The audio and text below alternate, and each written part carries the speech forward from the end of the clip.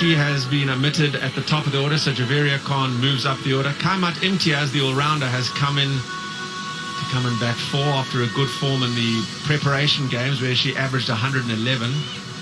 And then like for like at the bottom of that, Aman Amin has come in for Sadia Iqbal. At the top of the order, so Javeria Khan moves up the order. Kaimat Imtiaz, the all-rounder, has come in to come in bat of the batting lineup. Lizelle Lee, North in the first game, but really looked the part in the second momentum. Lizelle Lee, North in the first game, but really looked the part in the second momentum ODI. She got 47 for just being denied a half century. A good career record. One of the keys for Lizelle Lee is her strike rate. She is an outstanding striker, powerful hitter of the cricket ball. She'd like to convert those 50s into more hundreds. At best of 111 against England in a monumental performance at Hove some years ago. The prodigious talent that is Laura Wolfhard. Look at that record. Approaching 2,000 runs. An excellent average. But she too, if she's going to improve on that record, would be saying, I've got to get more hundreds instead of just getting out in the 50s. Fatima Sana today is going to take the new ball. She'll be bowling from the commentary box or Ramgani in there. Her fledgling career, just 19 years of age. And what conditions have we got today? Well, it's grayer. There's a bit more breeze after the rain of yesterday and the heat of the first 2 ODIs. And she will be bowling with what breeze there is in the back on a new surface, as I said. And a possibility with that rain all day yesterday and the pitch being undercover of a little bit of early moisture and early movement. So Fatima Sana goes to Lizelle Lee.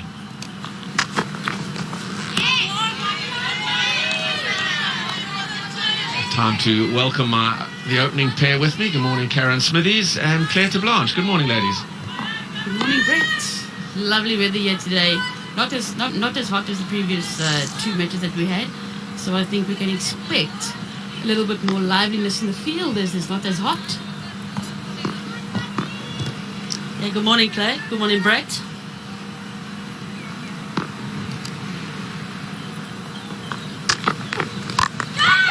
In the air, over cover, toe into the bat. She wasn't going to let 2 go, even early doors. And Lizelle Lee is off the mark with a brace. Yeah, just chipped over there, the cover infield. Little bit of swing there, Brett. I think early on for Sana. I'm going to tap your local knowledge here, I think. There's always the wet, though, that caused her to essay the stroke. But, yeah, just a hint. Wouldn't expect much on this breeze. Oh, nip back. It goes through everything. How did that miss off stump? Now you tell me, Brett, that this side of the deck is you get a little bit of a greener track. Traditionally, the grounds curator here at Kingsmead always leaves a little bit more grass on this half of the wicket, but it doesn't necessarily mean it's going to do a lot. I think there may be moisture in the surface because of the all-day rain, or it was overnight on Sunday night, and then rain all day yesterday as a result of the tropical depression. I think it's been downgraded to Eloise, who's in the Mozambique Channel and causing tremendous flooding in the upper reaches of South Africa and Mozambique. But yeah, there is a little bit of wobble, a little bit of help for the new ball here. Yeah, and both ways. You know, the second ball away from the batsman and the one ball coming into her as well. So, okay, there's Lauren Ugenberg standing again in the 3rd ODI in this series, accompanied by Lebalelo Kuma. Babs to all of us. Yeah, Babs to all his friends.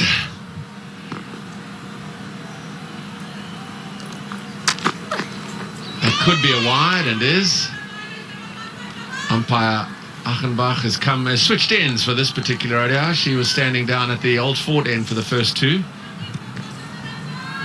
Just on Fatima Sana, in the first game as well, in the first match, she also got some good swing in and out, and she's really extracting some nice swing, as Kaz has said, both ways. I know the Pakistani coach David Hemp has got a lot of encouragement for the potential that this young lady shows. And there, it's a wide, starts wide of the off stump, but it does still shape away. So I think both Lee and Wolfhard will have to assess the conditions quite quickly, and perhaps not as batting friendly early doors as it was for that second ODI. Yeah, and I think it's a good area for Lizelle Lee. She's making her think about, you know, where she is, where her stumps are early on in the piece. So yeah, that's good line and length early on from Sana.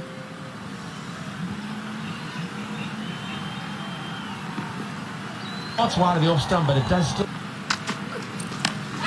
Steered away wide of the slip. Third man has got a lot of ground to make and won't get there. Neatly played by Lizelle Lee. An element of risk in it with the slip in place, but it goes for the first boundary of the match. It's 7 for none after 1.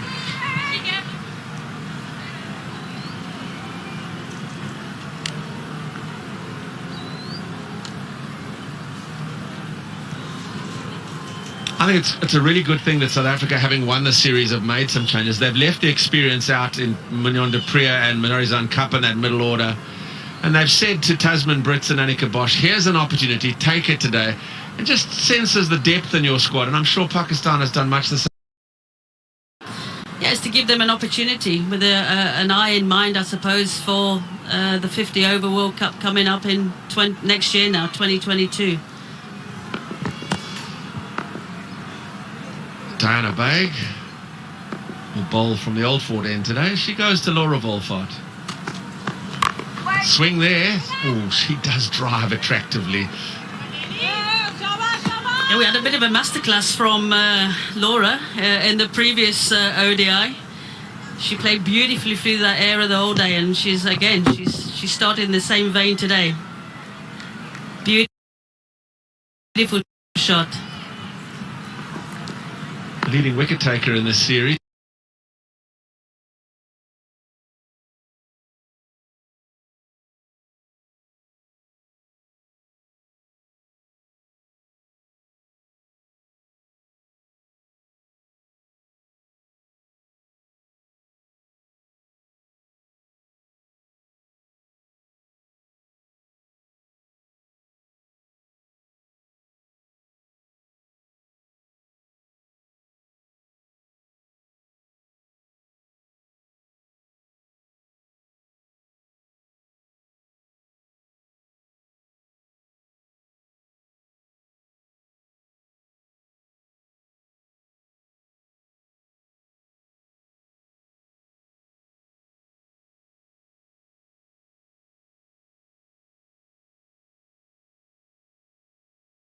Before she plays it.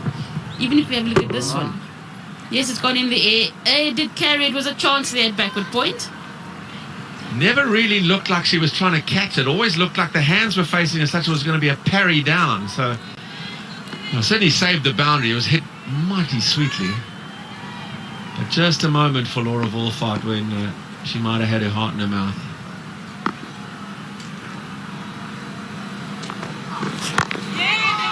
I'm sorry, Karen, I was just going to go to your point about the first over to Lizelle Lee where and drifted it away. A good area. However, to Lizelle Lee, I'm pretty sure Diana Baig might get straighter. Dismissed her playing around that front pad in the first ODI. And she played it a lot straighter in the second one, which led to her good score.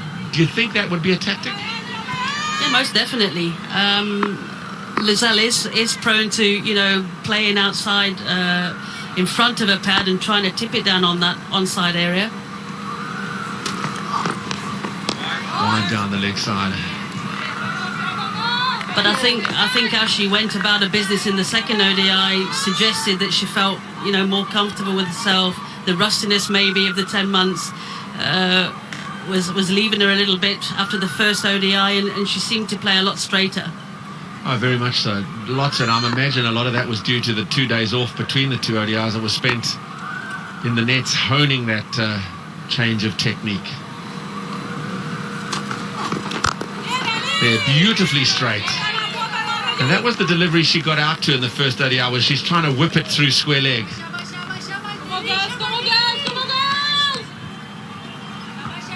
And as you can see in her setup here, playing around that front pad in the first innings, in the first match that she played, compared to the second ODI and now this third one, even today, she's playing with the bat a lot straighter, showing that full face to the bowler.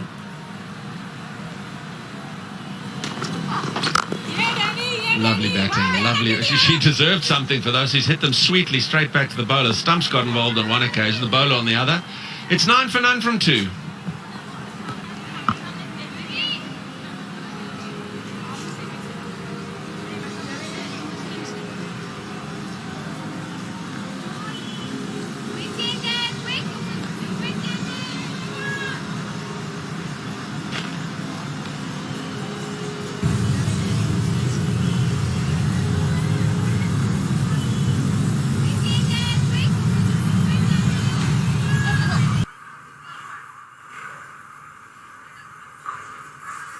Start. I think South Africa, though, they'll be mindful of that there was a little bit of movement, a little bit of wobble, particularly from Fatima Sano. A nice proud seam. She's got it to shape both ways. The message would have been conveyed by Zeldi to Laura Wolfhard. Slip in place, that's good from Pakistan. I might be even encouraged to have a second of this movement.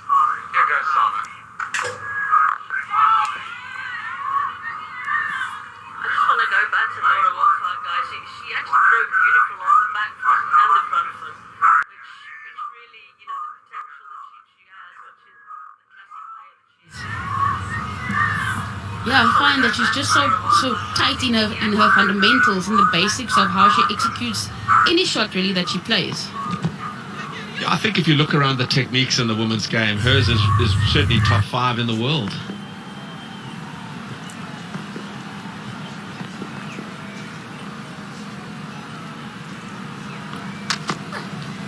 That'll be a wide.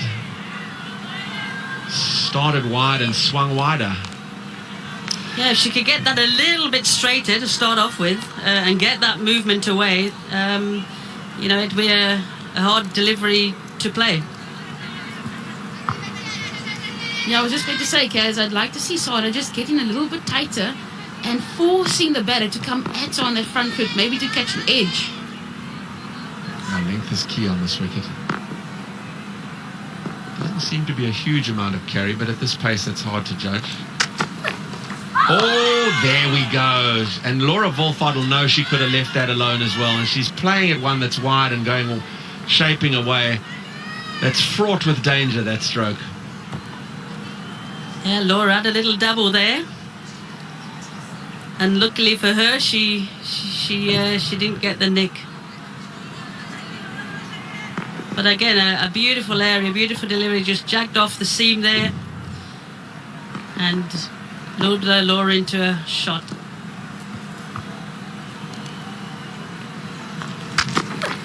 Edged and missed. Well, she's got to know now that there's movement in the surface early doors, and it's loose outside that off stump. She drives so well, but when it's just coming on and there's no movement, it looks good. Now for an opening bat with a little bit of movement away. That's twice she's beaten the edge. There to slip, it's gone down. What a life for Laura Wolfhard. Perfect delivery from Sana. She'd nagged away the previous 2 balls and got in the right area and got the nick. Come on, Javera Khan, let's maybe put another one in there. Right? I'd certainly be encouraged to do so because there's just a little bit of movement away. We've seen very little swing. Certainly there was none in the second ODI, but in the first one there was a little for the first couple of overs. Edged and missed again! Well, what is going on out there? Fatima Sana goes on her haunches in the middle of the pitch because justifiably she's bowled 2 peach deliveries. Edge found goes to slip, down. Edge found goes to keeper, down. Poor bowler. Well, Fatima Sana really must be, yeah, no words, but a beautiful delivery again, just nipped away from the Lizelle Lee. Unfortunately, Nawaz can hold on to it. Watch the movement. There's just enough, just enough. She plays the line. It's coming in, angling towards middle, and it just holds up off the surface. Healthy edge. Down it goes. This is a top over from Fatima Sana. She's just 19 years of age, and she's grown in stature as the series has gone on. And now she's got a day when conditions may be a little bit more in her favour than they have been in the first 2, and she's exploiting them to perfection. What a pity her cordon couldn't help her out.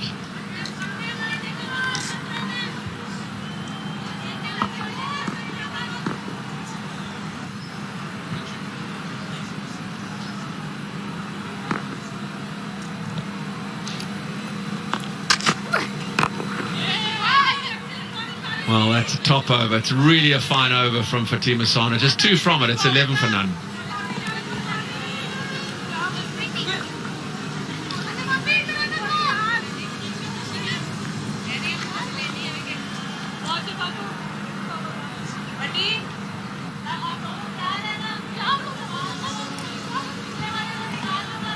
South Africa have won the series, so their ranking will improve, but I'm not sure well enough to get ahead of England. Just closer.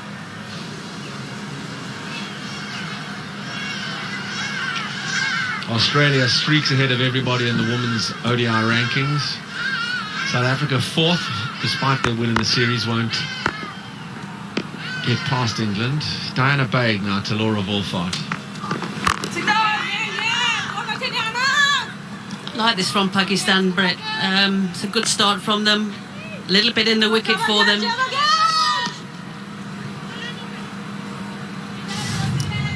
And what a second over there from Sana. And there's chance number 1 that went down. Laura Wolfart dropped at the backward point there. Went swiftly to her left, but really stopped the ball rather than try to catch it. Knocked away down to long leg for a single.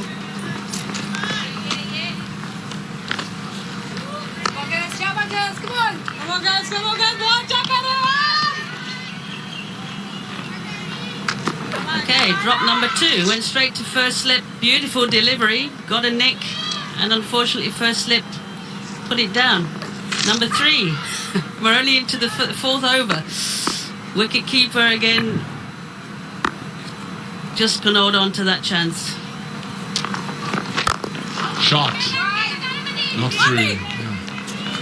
Coach Hemp has not got a hair on his head, and perhaps that's why, because he'd have pulled it all out by now. Oh man, I must say, I don't think Sana could have done anything else there. The team has just had to finish the play. Yeah, it's what you bowl for. Just they always say hit 4th stump, and she's done exactly that with a little bit of movement. And her fielders have let her down.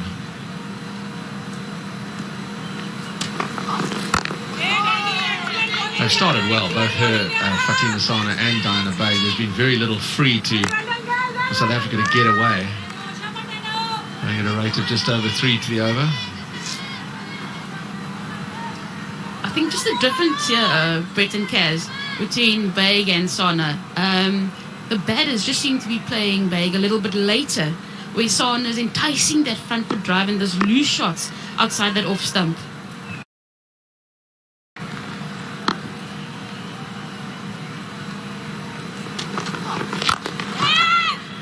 Smashed but straight to cover. I think that also the line is just slightly different.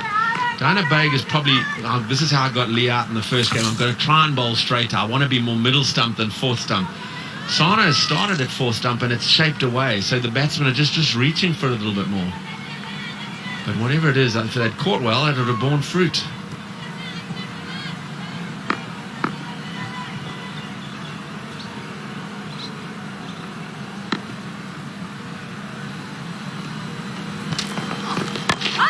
Inside edge, it'll get away for a single, but it's a scratchy beginning this by these 2 redoubtable South African openers. It's 13 for none from 4.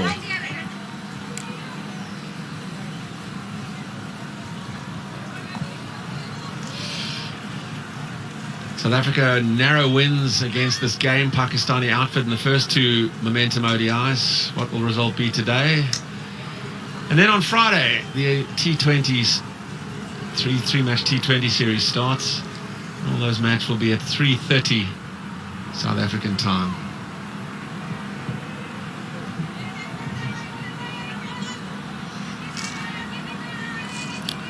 This is where Brett, you know, she's had a drop catch, they've had a chance. Not really much change to the field either. Still got that inner ring, still got the 1 slip, deep 3rd man, deep long fine leg, just 2 on the onside.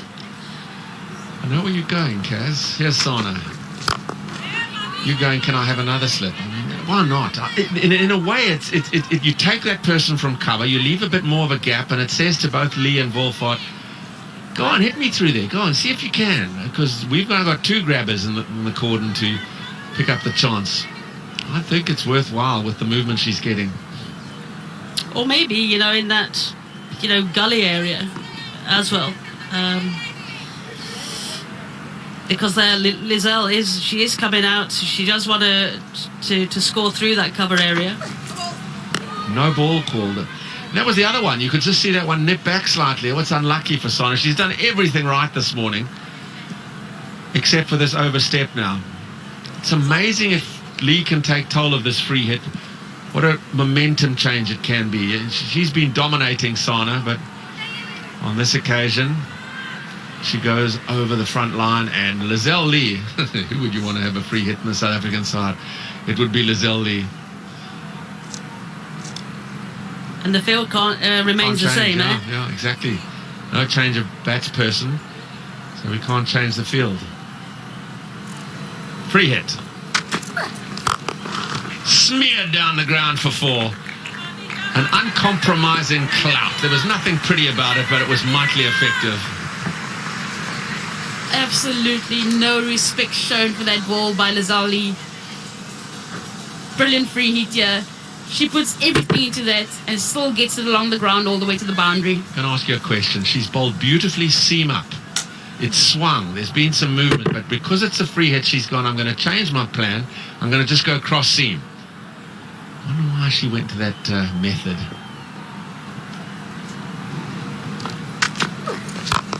Smashed again down the ground. The free hit has just changed the complexion of the morning. Back-to-back boundaries for Lizelle Lee. Yeah, it's amazing just what one ball can do. She's bowling perfectly well, and all of a sudden overstepped and released the pressure.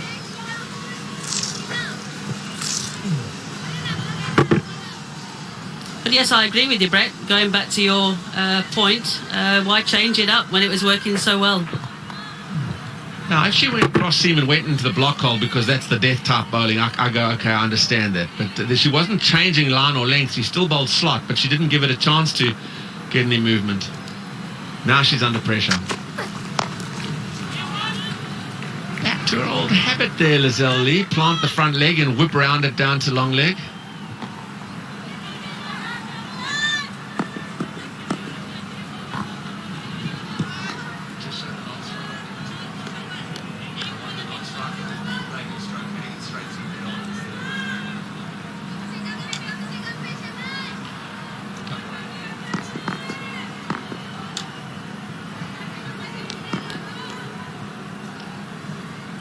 Been a jittery start this morning for Laura Wolvaardt compared to her fluency of the first 2 one-day internationals.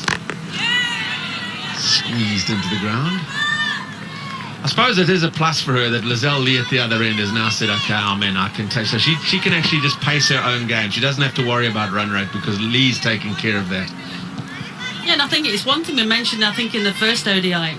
Even though, you know, they struggled scoring to a degree, but also didn't really have that ability to rotate the strike.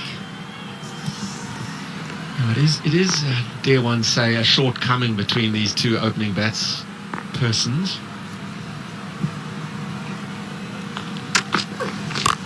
There she goes, give her their opportunity to drive. And we can watch that over and over again. It is one of the sweetest strokes in the game. Big over, 14 from it, 27 for none. You see with the shot, just played it a tad bit later to get that through the covers there. She was a lot tighter in that cover drive. It's back to that old Laura Wolvaardt, beautifully under the eyes. Brilliant here.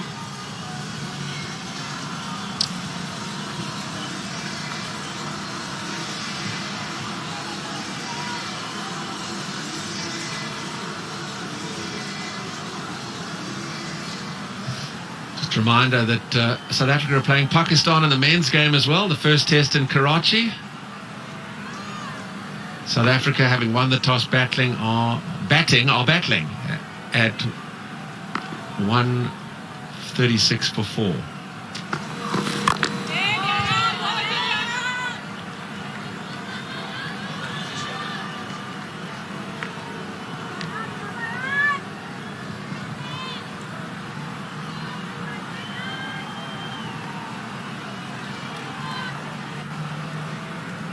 And there's the South African scorecard. They'll be disappointed with that start. Elgar's still in on 58 and Bavuma's just got to the crease.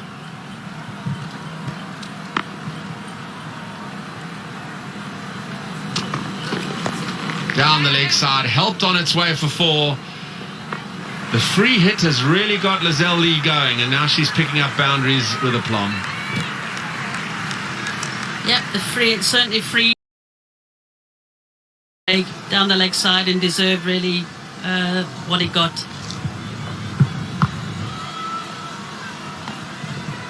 .20 of 23 now, Lee. 31 for none. The South African run rate is exactly where they'd like it to be inside this first power play. Humming along at nearly 6 and over.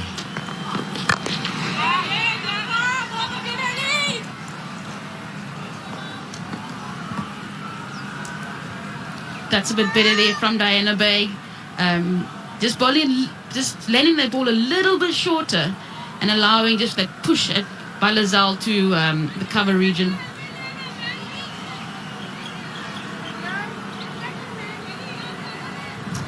We have a change in field now. The slip's coming out. I get it because the run rate's going. So they're saying, well, let's try and get someone on the drive there. But we've seen edges this morning. We've seen balls get past the outside edge. There's another one. There's got to be feeling the edge can be found if you can get past the outside. Well, it's another no ball. Oh, dear. There's so much encouragement, but they just haven't stuck to their game plan, which worked so well for the first 3 overs. So Lizelle Lee has another opportunity at a free hit. Don't leave your seats, viewers. This could be fun. Well, she can't change the field again. Same batsperson on strike. Free hit for Lizelle Lee. Top edge, down towards long leg it goes. Yeah, that's the first bounce of the first short ball that we've actually seen in all 3 ODIs so far. First intentional short ball, but that was really trying to get it up around Lizelle Lee because she's coming forward thinking she can just hit through the line down the ground and is a bit deceived by the extra bounce. Again, we have the change in field. Coming into a...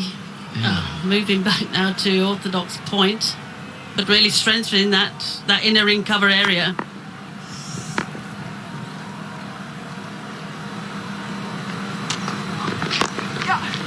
Worked away nicely through square leg. Long leg has to make ground to prevent the boundary, and good running sees them back for 2. Yes, let's not have another run out there, Laura. Run quickly there. Yeah, I'm still... Yeah, here's the running again. I think she was always 2 here, but she clips it away and she's off. She's looking for 2 straight away. The calling's concise, the touch and go. There was no hesitation. She was always going to get back. Oh, bit of an inside edge as well. The end of 6. It's 35 for none.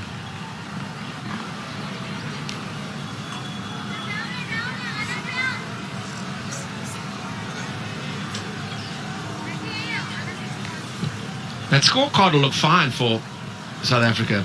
35 on the board at almost a run a ball, but there's been so much encouragement for Pakistan. They've already put 3 chances down, 2 in the cordon.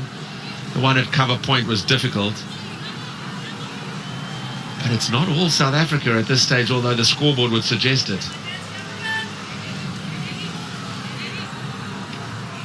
So moving into the 7th over, seam is dispensed with. And you know, that is a little bit mystifying for me because there's been enough there this morning. They must have got past the outside edge half a dozen times and found the edge on 2 occasions. And immediately, and I think this is dictated by the run rate, we're going to bring the replacement slow left armer. Anam Amin comes in, experienced, but didn't make the original teams for the first 2 ODIs. She's come in for Sadia Iqbal, the tall left armer, so different in stature. And she's coming on early inside the power play.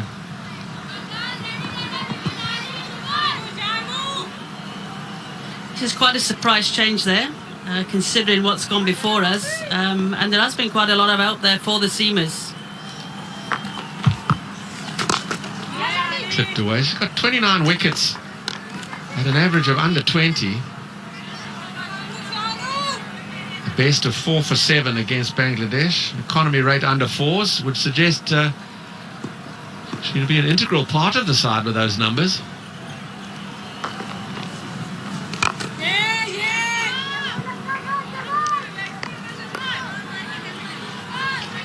I like this angle, this through and around that she's coming at, with that round arm bowling action as well.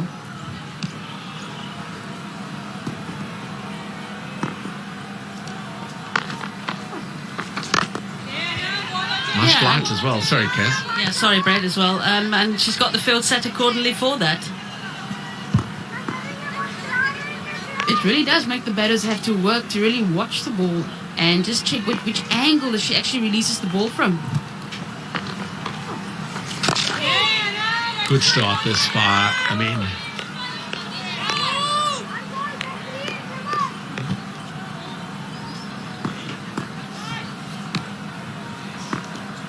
Quickly through the over. Oh, here's another sharp single. Laura Wolfart, where are you? It was a belated call, and Laura Wolfart was just leaning on the bat. It'll thumbs up from Lizelle Lee, but the way the series has gone for Laura, she might have been thinking, oh, is this another one? Actually, a scampered single there, but a well-taken single in the end. But yes, a little bit of a jittery moment there for Laura.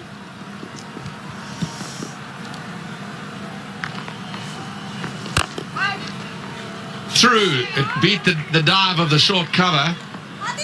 Will they come back for the second? Yes, they will. That's Lizelle Lee scampering back to the danger end. Good running from her. 3 from the over. It's 38 for none from 7.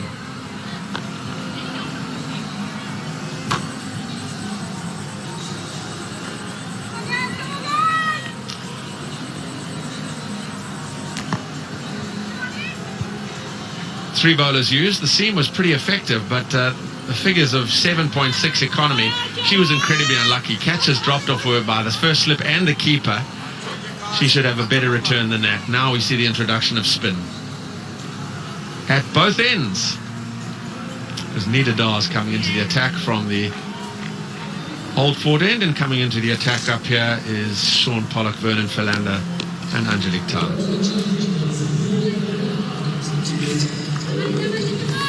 Yes, thanks, Brett. Nida Dawes into the attack, so the off spinner and the left arm are going to now operate for the last 4 overs of this first power play. We saw a real tendency from Lizelle Lee in the second one-day international to look to go after the off spinner, so interesting to see how she approaches things.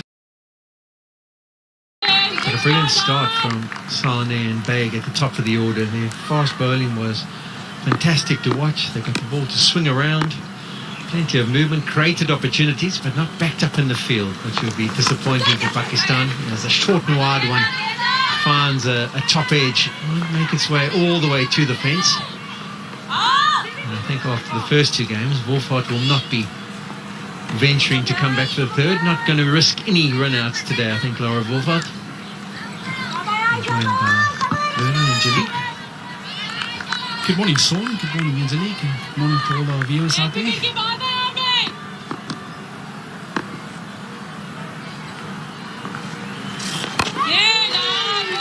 Yeah, it's a good point to make, Polly. I think, the 2 new balls, overhead conditions, the launching the wicket, they've created a few opportunities this morning. Probably expected them to carry on a little bit longer with their seamers. Definitely thought they deserved at least another over each. And that's nicely played, brilliantly played in the end, fully aware of where the field is and that there's no one back square of the wicket or behind square. And that if the off spinner got too straight, Lizelle Lee was going to look to get the sweep shot out and plays it with aplomb, sliding it down the leg side. And I'll be a little bit disappointed with that line.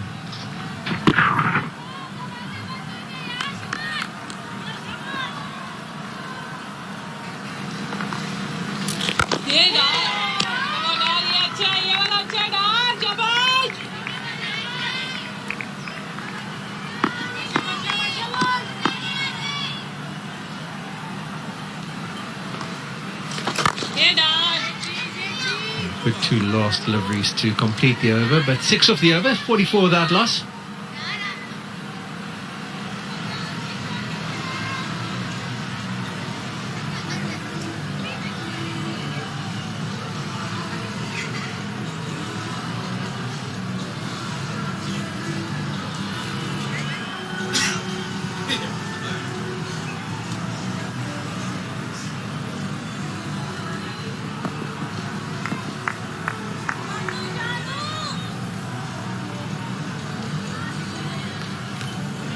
So 3 changes for South Africa today. Brits, Bosch, Klaas, they all get the opportunities, but it's the same 2 at the top of the order. And once again, a decent start. 44 partnership.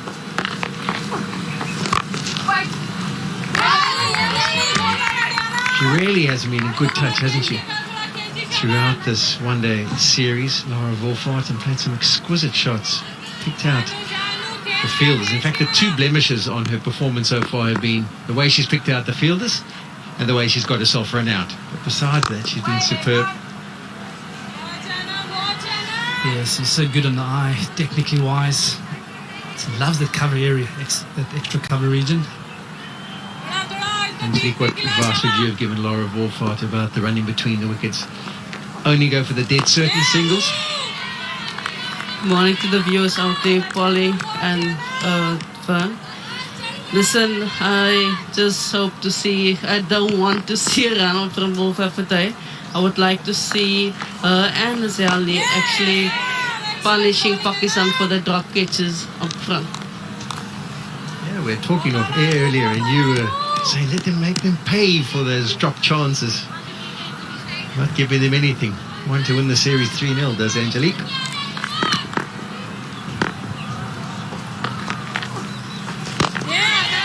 She's really settled into a nice line now, Hazamin. Have a look at her one-day international stats. It's pretty impressive. Averaging 29 wickets at under 20s. I wonder where Amin has been.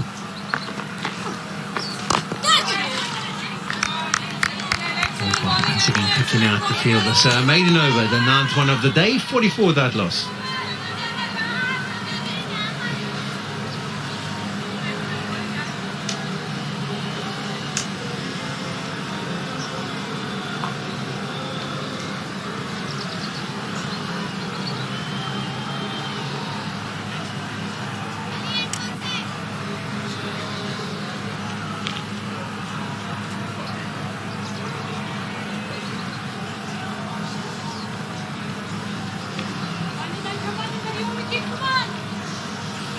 So a slightly cloudy day, plenty of rain around in Durban yesterday, but it's cleared up nicely for this game to take place here today.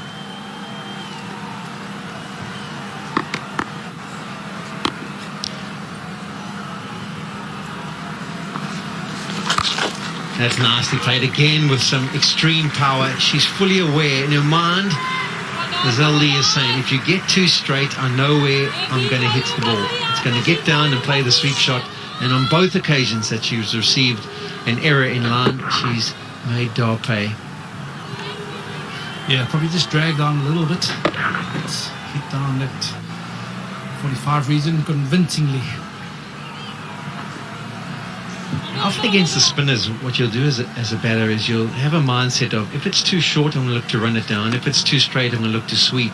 And you'll have 2 or 3 options where they clear cut, and then you'll play the rest accordingly.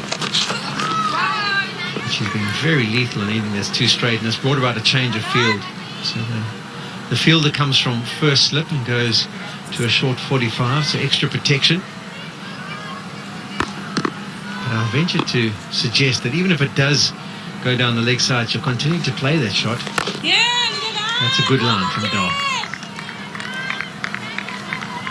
Yeah, it's a lot better on this occasion from Dar.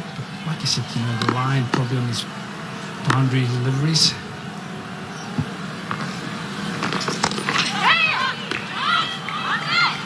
Wolfhard was out of the blocks. She wasn't going to leave anything to chance. And that's the shot that's opened up by the change of field. It was a slip in place, and Azaldi wouldn't be looking to play behind square on the offside in that manner, with her having played the 2 good sweep shots and the field changing.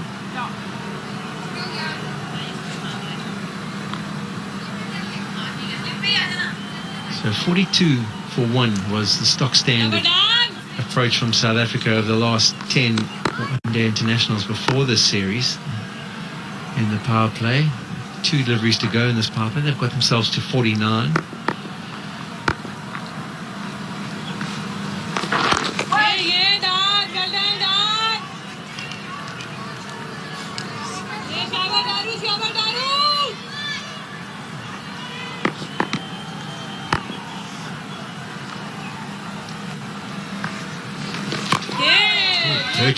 Purchase for the last delivery. So end of the power play, 49 on the board. It was a power play of missed opportunities up front for Pakistan. They were left to regret a couple of mistakes behind the stumps. Some good fielding to start, but the most important part, the catching, has let them down. 2 opportunities in the space of 2 deliveries. And they could have had both the South African openers back in the dressing room, not to be. And after those half chances, South Africa have settled down nicely and got themselves to 49.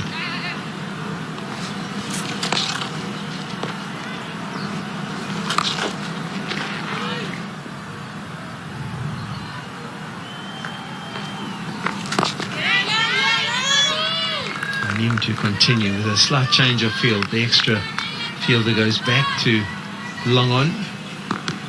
So protection square of the wicket, square leg and deep mid wicket. That one pitch is pretty straight. That could be quite close. Somebody coming back for the second. I thought that was a good shout.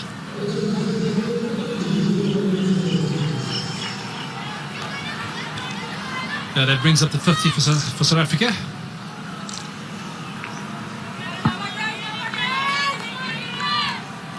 Yeah, Polly, I'd like to have another look at that.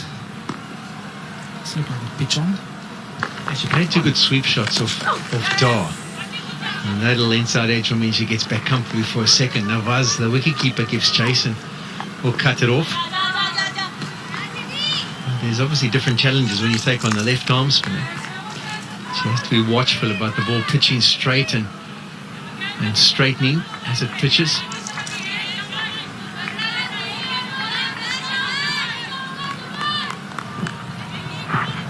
I think that's pretty tight. Anyway, she gets away with it. I think often to do with the keeper. If the keeper heads down the leg side, it tends to suggest the ball and the angle will take it down that leg side. That's what she doesn't want to do. And then she's got plenty of protection on the leg side. Doesn't want to offer up anything short and wide. It's the same as the case that we've seen in Lubba throughout the series for South Africa.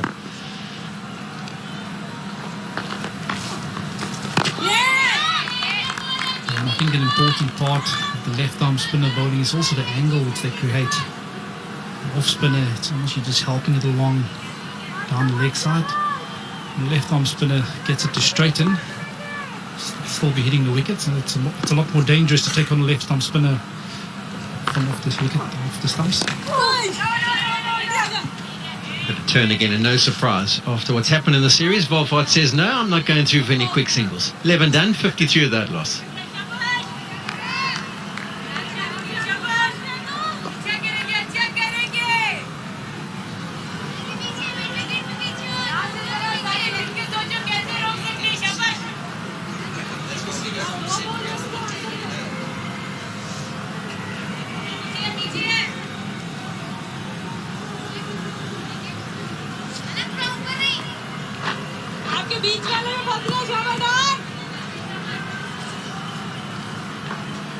The overs from 2 to 4, that was where the opportunities were created as well. And then after that, South Africa starting to build some decent buildings.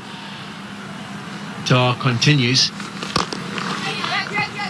And Angelique, we look at the spinners that they're playing. Amin comes into the attack, so that's 3 left armers that they've got in the attack. But they're a little bit different, aren't they? One more round arm, the others come over the top. So even though there's left armers, they have got different variations to their game. Oh yes, that's for sure, Polly. And also it's always nice to see how South Africa come back and play against the spin, because the spin has been a problem in the women's game. So yeah, it would be just nice to see for them to how they go about it, and maybe players back home, viewers watching, can actually learn from how they moved on. Yeah, for sure. They've adjusted their game plans nicely as this series has gone on. But I think what Pakistan are also happy with is that initially there has been some purchase for the spinners. So the fact that they've gone with that extra spinning option, probably a good call. Yeah, Paulie, I think very often when there's a bit of moisture in the wicket, there will also be a little bit of grip for the spinners to work with. Chipped in the air, but lands safely in the gap. Frustration for Pakistan. They thought they would have maybe created that first wicket opportunity. Just stops a little bit in the surface. Zaldi not quite in a strong position. Airborne for the first 7 or 8 meters of its flight.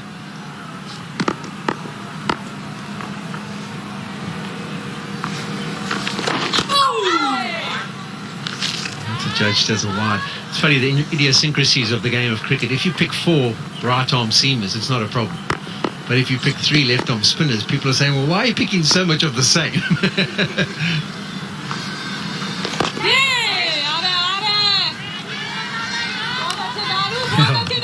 Valid point, Paulie. I suppose, you know, when you do pick spinners, it's the variation of those spinners. You don't want to be picking the same sort of spinner.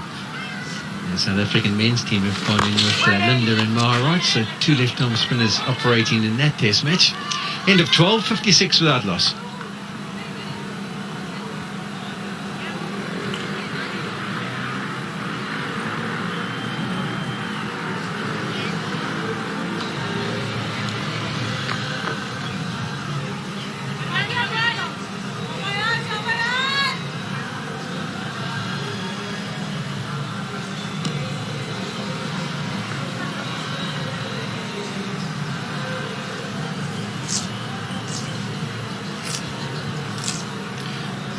All the 4 bowlers used so far have just bowled the 3 overs.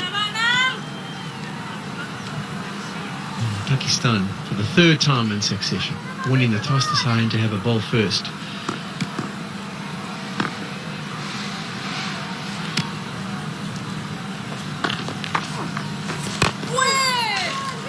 And for this opening pair, consecutive 50s. Just the first match where Zaldi was out in the first over that this pair didn't get South Africa off to the ideal start. And they've laid a platform once again. Projected scores at this rate would be somewhere between 230 and 250.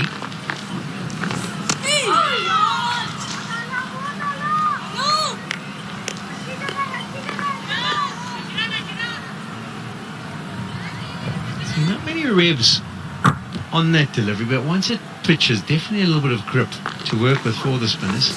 It's a nice drift as well. I think that's been a real strength of her first 3 overs, is just the ability to get the ball to shape back into the right-handers, just creating a little bit of an angle. The breeze, the slight breeze that is operating here today, will assist that movement through the air.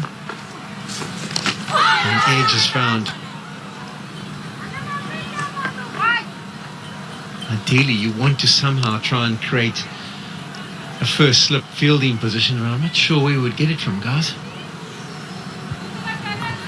Yeah, I think the South African batters has been really good at putting or transferring the pressure onto the bowlers. Therefore, they can't afford to have a slip. But I think you probably have to look in that cover region, Paulie. Grab on from there, be a bit more attacking in your mindset. Yeah, for Volta, long on comes up to mid-off. Oh, I tell you what, the way this series has gone, there was a bit of a stop and start in the middle there from Wolfart and Lee. And I think if Baig, who's been the fielder of the series for Pakistan, had managed to get a clean pickup here, there could have been issues. Made contact with the little white plate that emulgates the inner ring. I don't know if that will cause the fumble. But it could have been a half chance. 13 done, 58 without loss.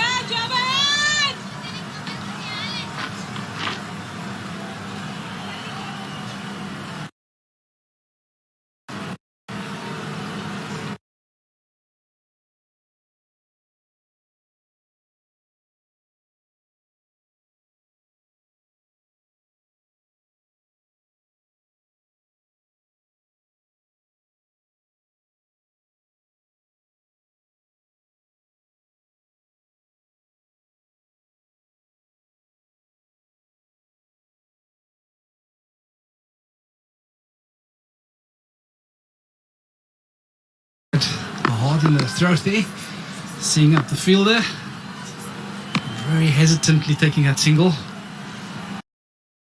I'm convinced. He actually had a look at the backing up here now, and Wolfart's hardly getting out of that crease. I think she's very conscious about not making another mistake. Baig has executed the run out on both occasions. Nice sweep. No one at short 45, so even if the top edge is found, it's going to land safely. And it's Navaz once again who gives chase for the second time today.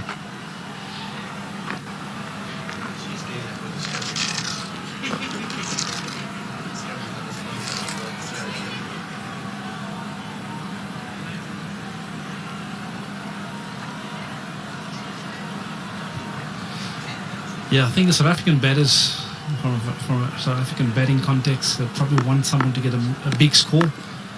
Still 100 lurking for someone. We haven't seen 100 in the series yet, so I'm pretty sure one of these batters would want to put a hand up and score a big score. Yeah, Claire was backing Lizelle for 100 when she was on 20 last game. She'll have to wait a little bit longer before making those predictions this time around. Unless, Angelique, you want to jump in, you can always say she's looking good for 100 at 41 on the board, 42 on the board. Well, after they were dropped, they came back nicely, and it's almost like they reset their plans going forward just to build their partnership and take the game as deep as possible. Yeah, they're taking your advice. It was off air when you said make them pay. And they certainly are doing that. So 4 runs from the 14th over, 62 without loss. Time for a change of voice up here. With Claire and Corin. We'll continue as the next over starts.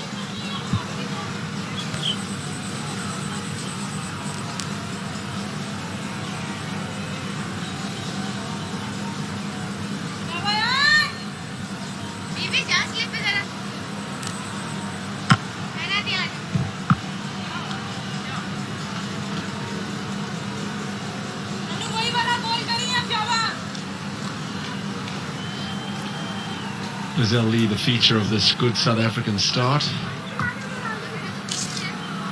Dropped in for Timasana's second over. So it was Laura Wolfart. Once by a slip, once by the keeper. Amin goes to Lizelle Lee. It's a really good start this by the South African opening pair. They're very accomplished players. They complement each other well. One stylish, elegant and precise. The other one so powerful and certain. Sweep out there. That's beautifully played. Ground to be made. It won't be. 4 more to Lizelle Lee. The 66 runs on the board now is the highest partnership of the series for South Africa. Marizanne Kapp, as you could understand, was involved in the previous best, which was 64. Yeah, and Lizelle Lee and Nora Wolfart looking really in control at the moment. Playing in the spin as well. Waiting for that loose delivery.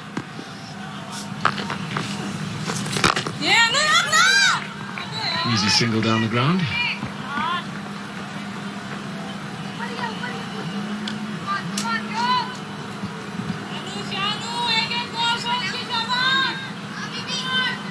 Wolfart's role now in the partnership should be, and it has been, I mean, it's quite amazing the disparity in balls faced in the innings.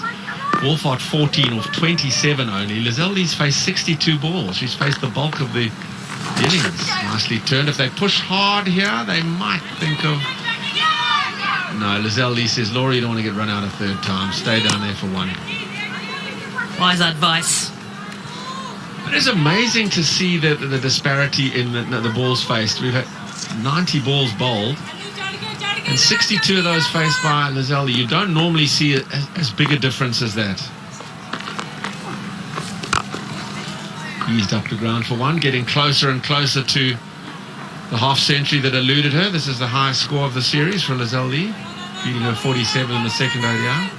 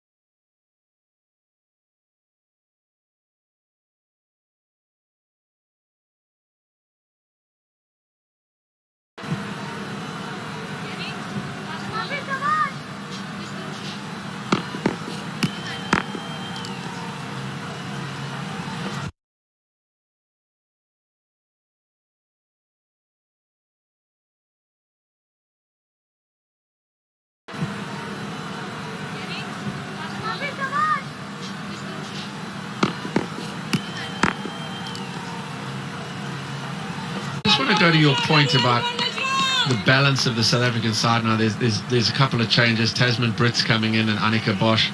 A partnership of 70 off for this first wicket already. I'll get to that thought in a moment.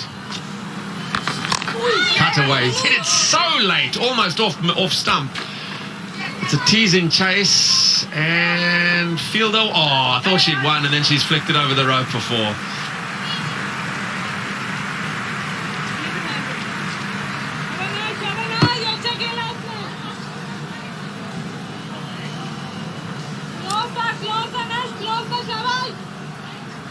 Yeah, no, it was a not really wide ball. Actually, she just waited for it for so long and played it so late. She managed to get it down in that vacant third man area.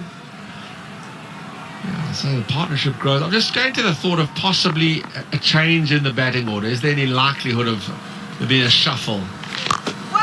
Nicely driven. Thought about one and then decided against it. I think it's a perfect opportunity for the Momentum Proteas women to see what these other players can do in international cricket. Oh, she thought of going again this time. Diana Baig is her nemesis at extra cover there. She decides, no, I don't want to get run out by her again. But I think all with one eye to the next World Cup as well.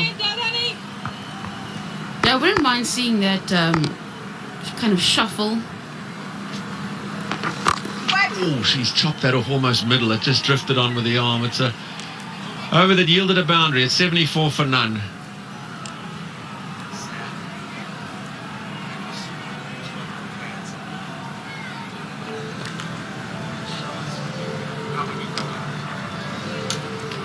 Three spinners used. They've bowled 10 overs for just under 40 after the seamers, and it looks like Fatima Sano really wasn't on her game today. She's gone at 7.6 and over, but she had 2 gilt-edged chances, an edge to the keeper, an edge to slip, both go missing, and once she bowled a no ball and a free hit came, then she rather gave it away going for 14 in the third over, but she was a lot better than those figures would suggest. Anamamin begins the 17th over. Lee is on 48. Sweeps well, should just be one. That shot really is a bread and butter shot for Lizelle Lee, really, isn't it? When she's got herself in. Going to our thoughts about a shuffle of the batting order, that would put that thought to bed. Sine loose with the pads on. She's the skipper and she's coming to number 3 in all the games. Just going back to that shuffle again, I wouldn't have minded seeing maybe sending in an Annika Bosch. As Volkart sends that outside edge to short third man area.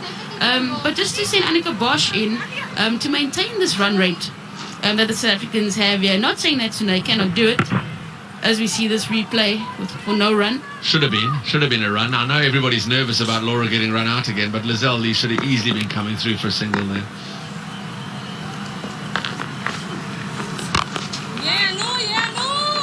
I can't imagine, or she shouldn't be, Laura Wolfhard, thinking that she's got to be a bit aggressive as well. 20 off 37, her strike rate's just 55. Lizelle Lee, 49 off 64, her strike rate just over 75, but she's doing a fine job in this opening period. There's absolutely no reason to give it away.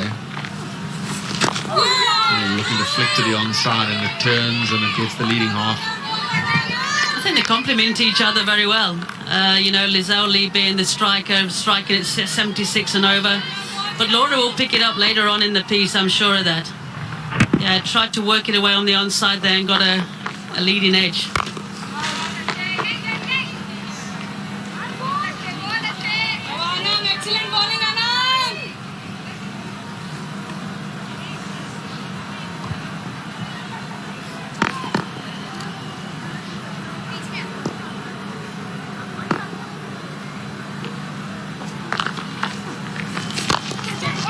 Through for 4. Just a little bit more width, and that's as good a stroke as she's played at any stage in the innings. On the up, wristy strike through extra cover for 4. She moves to 24. The score is 79 for none. South Africa are off to an excellent start, having been asked to bat first. Watch this, little bit of extra width. pouncing on it. Lovely stride, good timing. Her timing's always good. South Africa off to the perfect start, 79 for none, as they will enjoy a morning drink.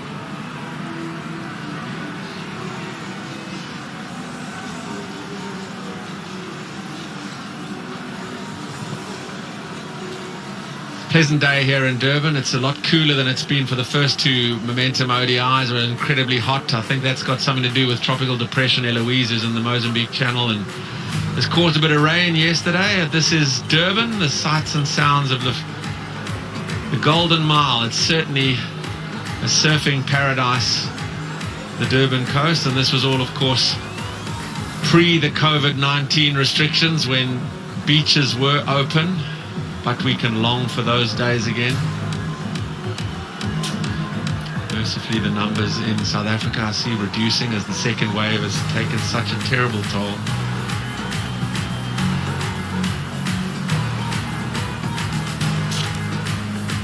You ladies fancy that? A bit of surfing? I think I'll give that one a miss, actually, Brett. Yeah, I think the board would break in half with me on it. South Africa's progress, 79 for none. Their best start, their best partnership for any wicket in this series, and it's looking really threatening. Pakistan had early opportunities, 3 chances, one very difficult to backward point, inside the first 3 overs to break the stand. Lee and Wolfart dropped in single figures, and since then they've made the visitors pay. Now here, Lizelle Lee is on the brink of a half century. After drinks, she's been refreshed, she's back, and she's going to be facing Nashra Sandhu.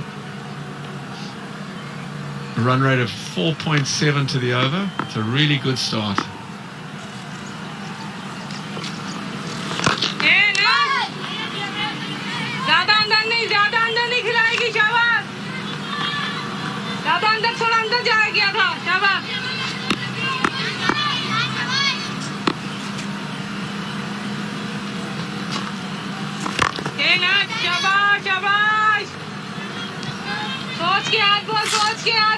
Settling herself again just after the drinks break. Afraid to give it airs, Sandhu. Worth a shot. That's almost her release shot, Lizelle Lee. She sweeps well. This is worth some inspection.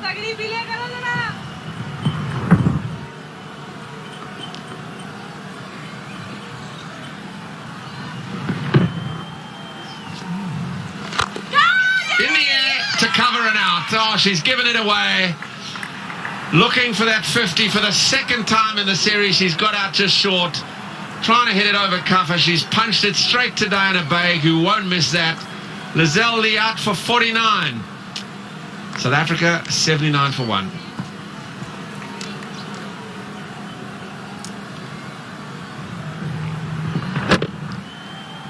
Yeah, really just didn't get underneath it and went straight to guess who? Diana Baig there again at cover. She's gone for 49. It's 79 for 1.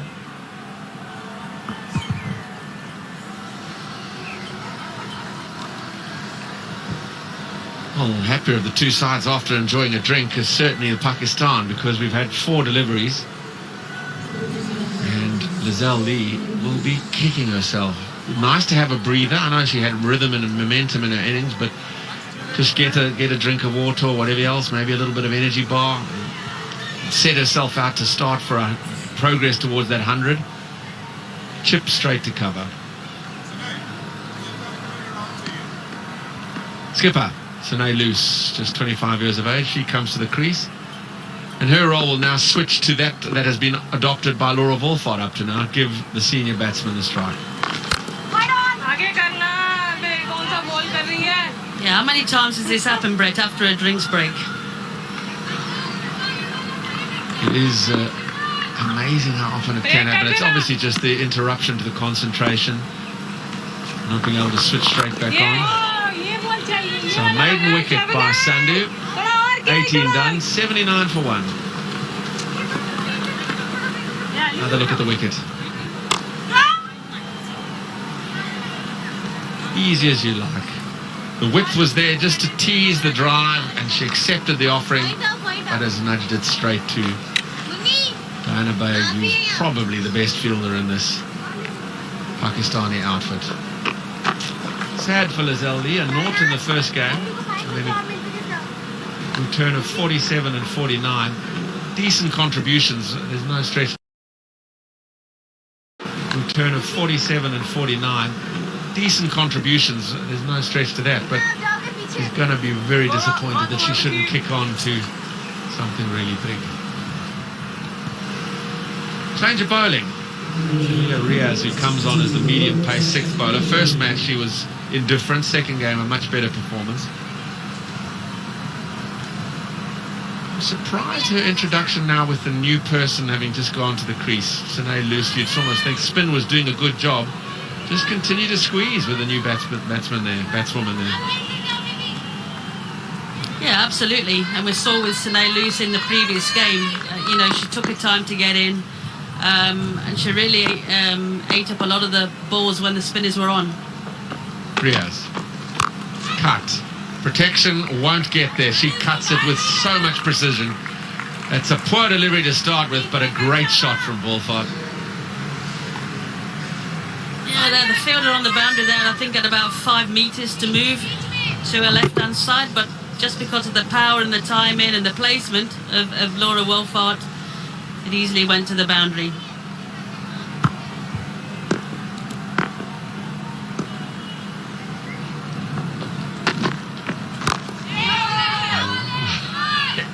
She has got a tendency, and I'm wondering if it is part of the reason, although most of the time it hasn't been her call, when she makes good contact, she almost feels obliged to, well, I've hit it sweet, there's got to be a run there. So she takes that one pace up the pitch before seeing its direction, is straight at the fielder, and again, Diana Baig. So only then does she call the screech of no. Thrashed away, square again, ground to be made, the dive is in vain, another boundary. Wow, she does love this offside, Laura Wolfhard, and we've seen 2 perfect examples of her exquisite placing and timing. Brett, well, if you keep bowling there, she'll keep hitting you there all day long. Beautiful strike by Laura Wolfhard. Runs any day of the week. Suddenly she's whistled to 32 or 43. Her strike rate's up to 75.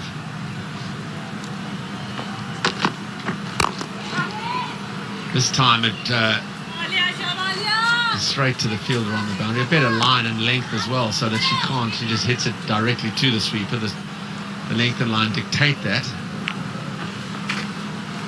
and again, but it's showing Laura's maturity. You know, she just lost a partner. A partner was the one with the strike rate. She was the one hovering around the 50% strike rate, and now she's took over that mantle from Lizelle Lee.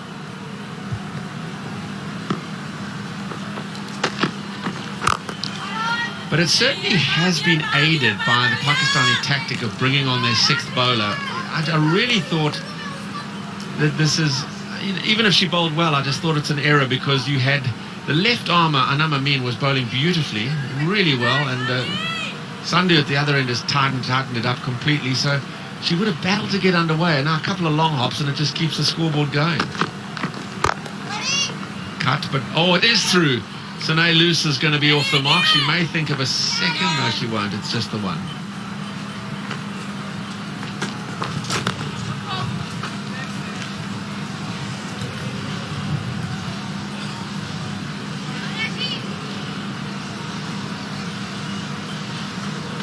All the games are at Hollywood Bets Kingsmead, and the first T20 International will be on Friday, second Sunday, and then Wednesday, and all those games will be at 3:30.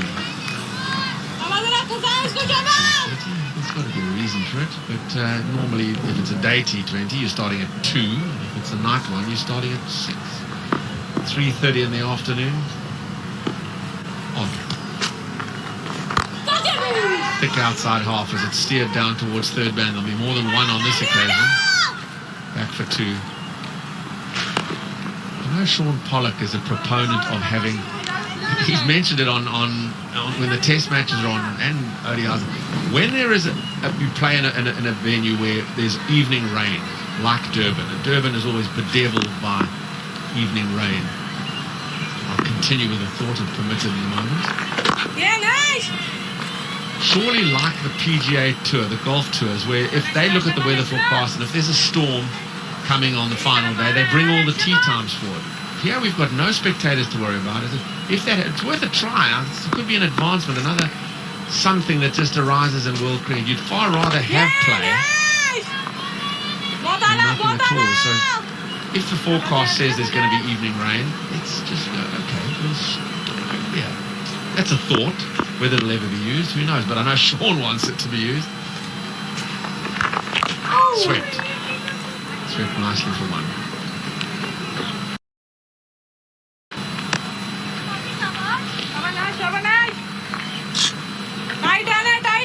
Since the departure of Lizelle Lee, we've had 12 balls.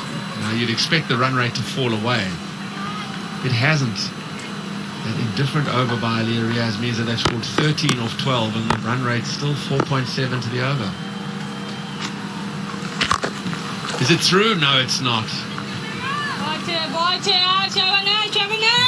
Drive attractively. Yeah, there was a cover drive that she did earlier, Brett, and your face said it all, actually. Tidy over. 3 from it, 20 done. 92 for 1.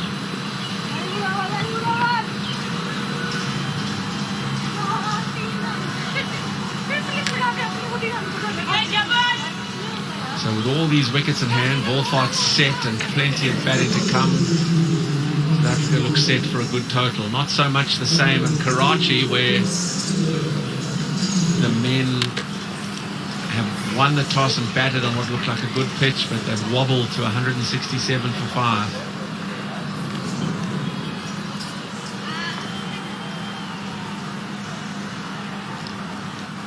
Right him over. Aliyah Riaz got just the single over. Fatima Sana, who bowled so well. Is there ever a case of figures not telling a story? She got past the outside edge, found it on 2 occasions. She's back into the attack. Yeah, she certainly did. And as you said, Brett, her figures really don't show really how well she bowled. But, you know, again, there's a new batsman in, Sine Luce, who's just come to the crease. Again, I'd be inclined to put in a catcher there, particularly in the slip region. Yeah, for the new batsman, yeah, I wouldn't be against that. Perhaps if the bowler says, look, let me settle, because let's see if there's some movement now. There was earlier, maybe it's gone now. We're in the 21st over.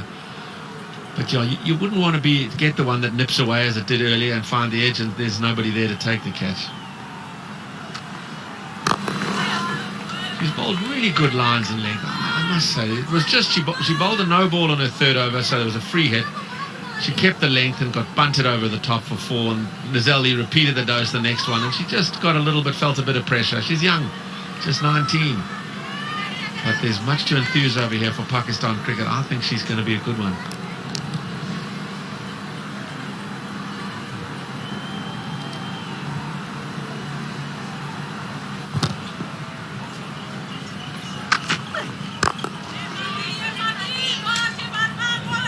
And I'm glad Pakistan has brought her back, as she's really come back for the second spell and found a line and length very early on.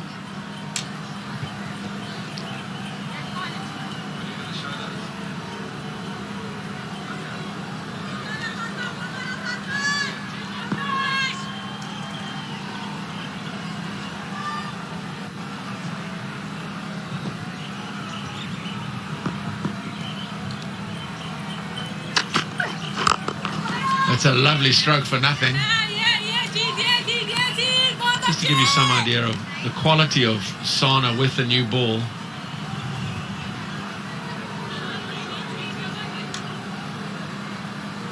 In her opening spell, she got movement both away and in, but yeah, look at these chances. There's Laura Wolfart driving one that nipped away. Slip hardly saw it, and then Lizelle Lee drawn into the defensive stroke to the keeper. Down it went. She's had a very unlucky day. Excellent bowling, Fati. Excellent bowling, Fati.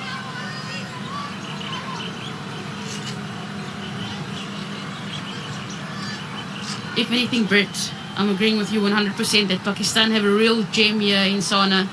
I've been very impressed with her from the first ODI already as she came on for that opening spell. And I must say, she's just grown in stature as she's played more games here in South Africa. The more she plays, the more experience she'll get, the more comfortable she'll feel in this arena. But she's got a lovely action, a nice gather, good rhythm, hits the crease well, gets over the top. And she's bowled a maiden. 21 done. It's 92 for 1.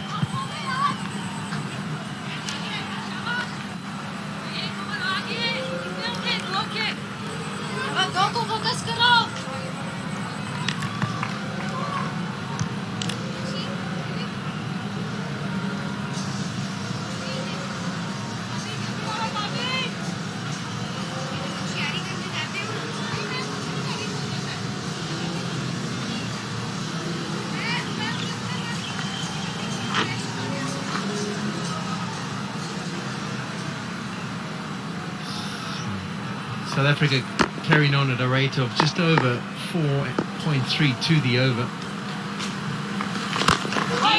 Projected lines will be looking at 225 at least, and Misfield allows Wolfart to pick up another boundary.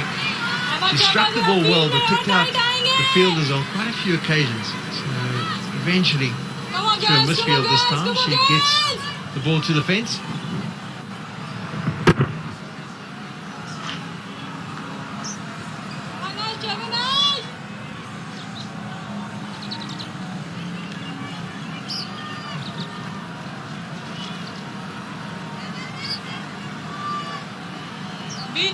बीच वाले ball से घबराती है.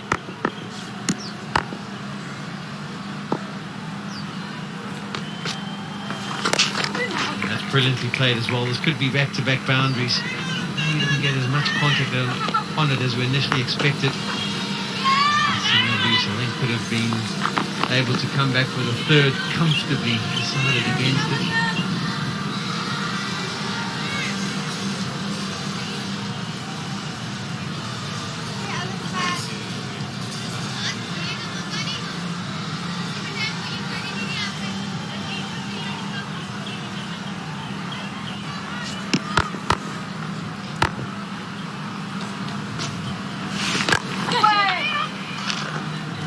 Doesn't feel like she's missed out there. It was wide, it was full. Far fielders in on the offside. You just had to beat the inner ring and it'll be away to the boundary.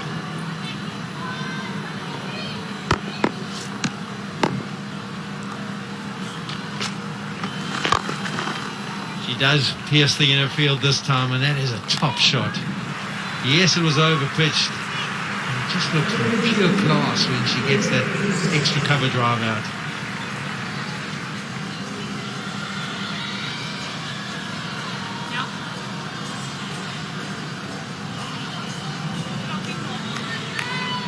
Come on, girls, come on, girls. The splits have been pretty similar, 64 and 68 balls, respectively. Come on, Nasha. And this has been a really good over, 10 from it already, 2 deliveries to go. And no wonder that Pakistan just deciding to pause things a bit and have a discussion about the way forward. And what they decided is a change of field, protection back on the offside now.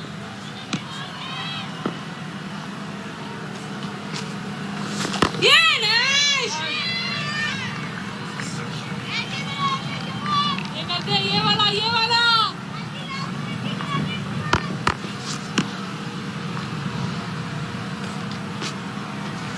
ये पकड़ ले.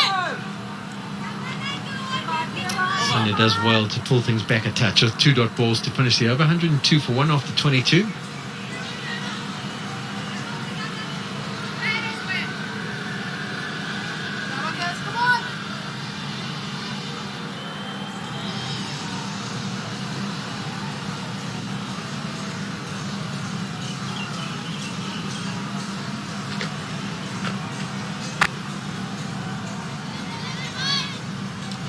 Goodall is into the crease next. Britzenbosch, introduction into this series for the first time. Chetty and then Klaas also getting an opportunity now that South Africa have wrapped up the series.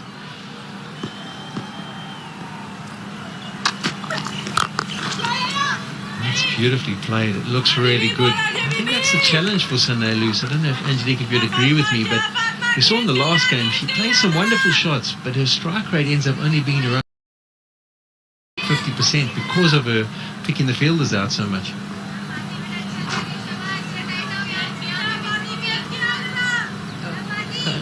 Just for her to get a timing.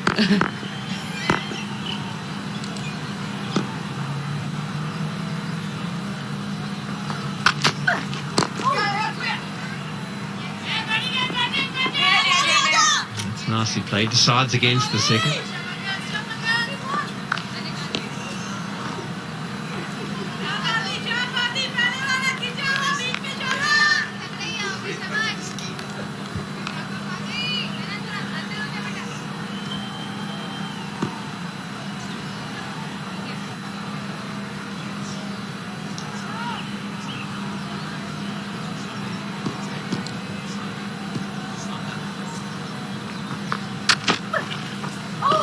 Beats the outside edge. We saw package a few overs ago how lethal she was with the new ball. Didn't pick up a wicket, but created opportunities. Once again, beating the outside edge. A little smile on her face tends to suggest, well, maybe she's just getting the feeling that today is not going to be my day.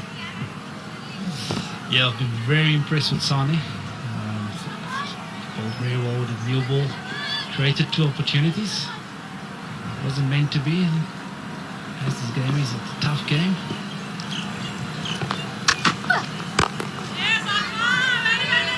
Real tough game this Polly. I mean, from creating 2 chances to being the most expensive bowler on the day so far.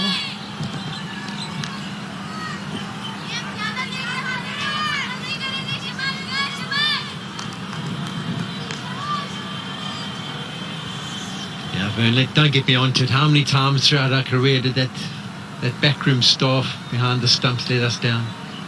All the hard work eventually found the edge and to the ground. So at the team game, you have to live it through each other. Nice shot by Lewis. Slight drag down a length from Sana and comfortably back for the second. A very big boundary away to the Old Fort Road side end today. There's always going to be the opportunity to, if you've managed to get it wide of the boundary rider, to be able to come back for the second.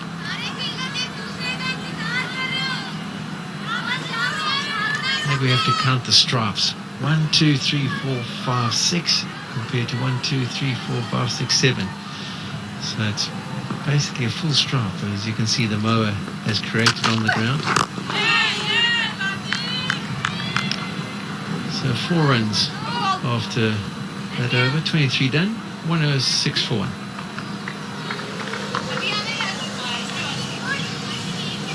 Record के बाद यही तो रोक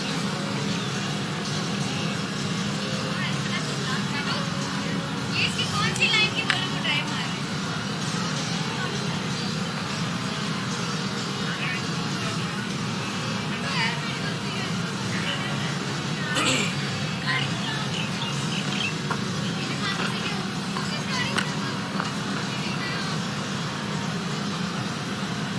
So projected South Africa will be thinking 250 again.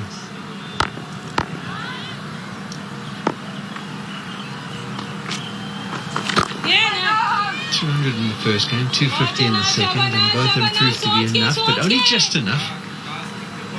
Challenged in the end.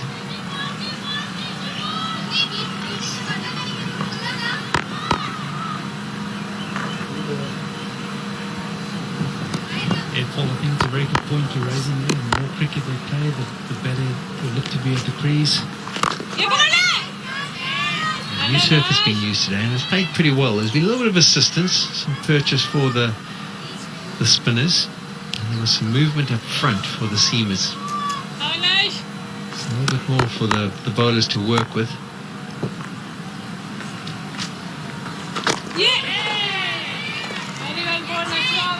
Yeah, I think from a betting point of view, you probably want to nail down to get through that initial stage where you know the new ball's going to be tough to get through. I think as batters have done really well to put themselves into a commanding position. Isn't he a bit surprised, Wolford? She seems such a good, clean striker of the ball. With those 2 fielders up, her ability you would think she would have the ability just to use her feet and pop it over the top with confidence. Yeah, no, that's for sure, Polly. I think maybe just, again, not taking risks too early. Maybe she's going to look to get to a half century and kick on from there. Lizelle Lee has been the one example of South African batter who's been dead keen for the spinners not to settle. And when they have set mid-on and mid-off up in the inner ring, she's used her feet and popped the ball over the top with real confidence and good ability. I've seen throughout this series, Snow Lewis has played that shot particularly well. It's a short boundary, so the field is quickly onto it. And just the single. So 2 runs from that over, the 24th, 108 for 1.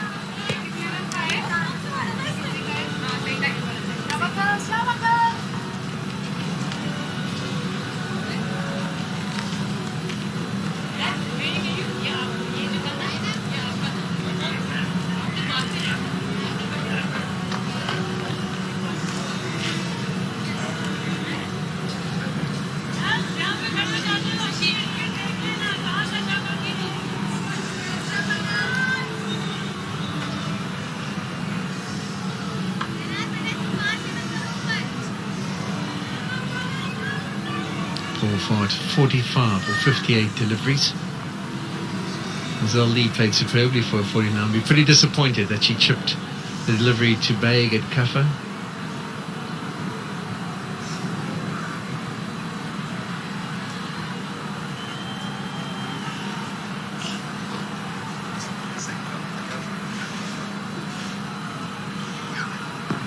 Sana will continue.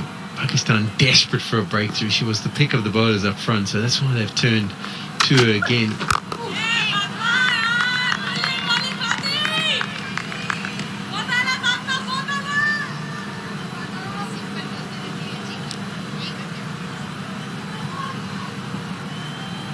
Once again, Lewis, 8 of 21 deliveries, just striking at under 40.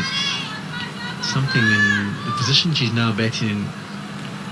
Because of Van Niekerk not being available, she's been thrust up the order, but just the key is to rotate strike. Even the good delivery somehow have the ability to pop them into the area to rotate the strike, go through for a single. That was an attempt at a big shot. Saw a couple of good clips over mid-wicket in the last one-day international. It's something that she does tend to favour. When the ball's slightly over-pitched, she will try and go up and over on the leg side.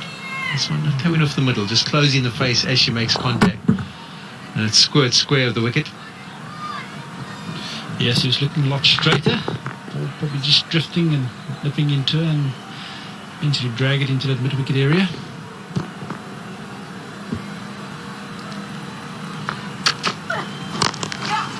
That's nicely played. The placement superb, and on this outfield it'll run away. So that boundary takes Wolfhard to 49. That was really nicely dealt with.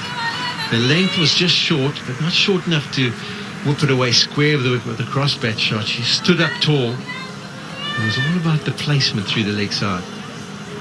Well, yeah, this is pure elegance. To be able to work it into the leg side of that length just shows you the amount of time she's got.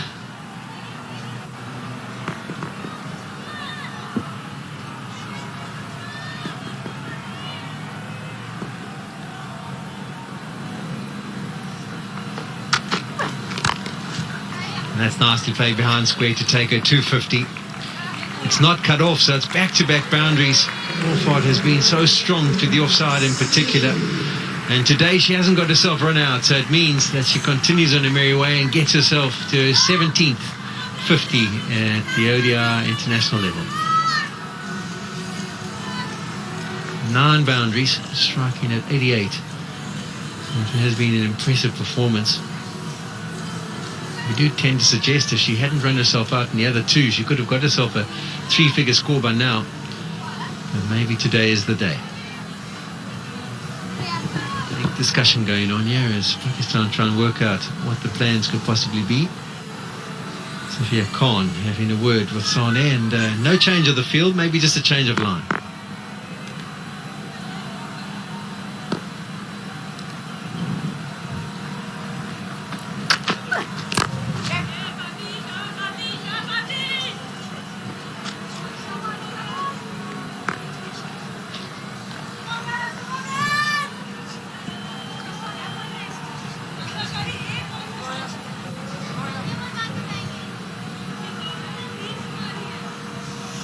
Partnership is 39 of 43, but when you think of the contribution of Sane Luce of 9 of 22, just shows you how good Wolfhard's been since the fall of the first wicket.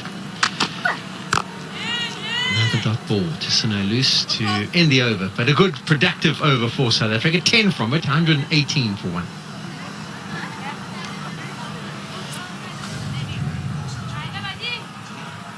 Angelique, you must have been impressed with some of these shots by Laura. She's been in good touch throughout the series, and the same job again today. Oh yes, Polly.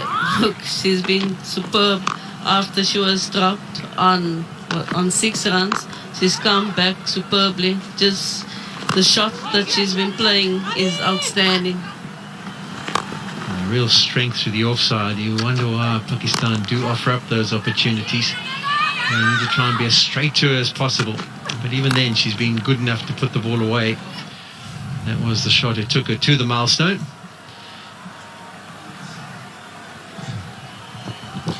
Yeah, I think she's thrown caution to the wind on the dismissal or the mode of dismissal in the previous 2 ODIs, which was the run out. We all knew if she could bat time, she'll be able to score big.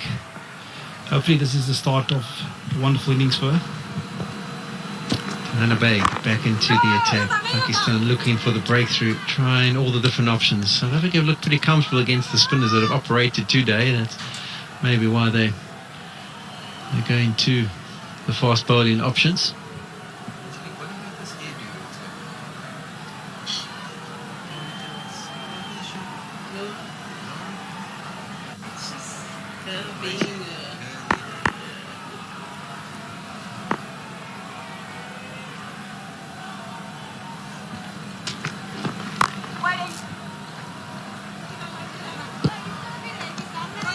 Yeah, probably a very good point you're making there with the seamers returning. I almost felt that they could have probably bowled a few more overs up front, especially when the ball was hard, newer.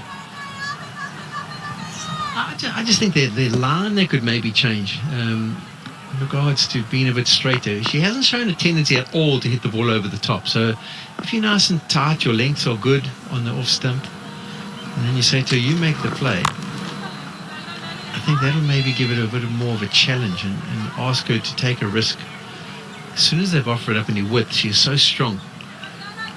Angelique, that ponytail is getting blown all over the show. It's giving her a bit of an issue. That's what you get in ladies cricket, Polly.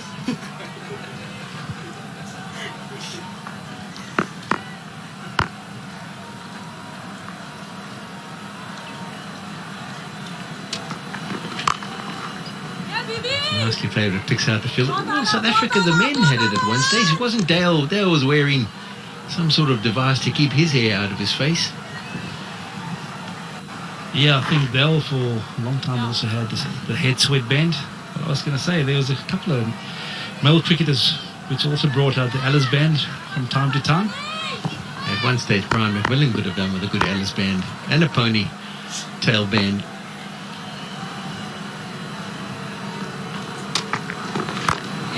That's the line of length, I feel. That really makes life a little bit more difficult for Laura.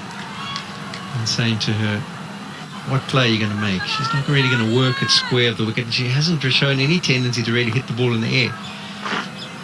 So you would think by now Pakistan would have worked that out. The field that they've got set has got the protection. They've got a shortened wicket in place.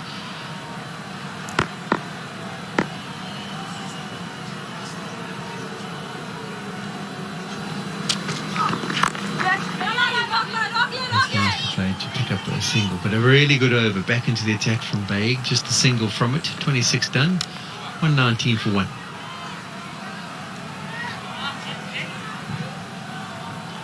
Many of you who are watching this game and interested to see how the men's Proteas are getting on. Unfortunately, there's been 2 run-outs, which isn't ideal when your score is 179 for 6. Timber getting himself into 17, getting run out. Van der Dussen being run out for 17. Absolutely, that's always one thing when you go to the subcontinent. Once you're in, you want to make it count and you want to go big. It's always difficult for guys coming in, with the ball turning, as we saw there. Yeah, the engine room. They'll get the engine room. Hamama Sahel, first delivery from her today, and first delivery on the tour. It's got an interesting action. Sunay Loose. Forford has been involved in a couple of run-outs, but she tends to give her the thumbs up, does Loose, as though she feels she's made her ground. And is it a Diana Baig again? We'll be sent upstairs just to have a quick look. Yes, Sunay Loose look confident that it's safe on this one. But it is that Diana Baig again. Yeah, brilliant stop. Quickly onto her knees, fast throw in. Oh, when she makes the ground.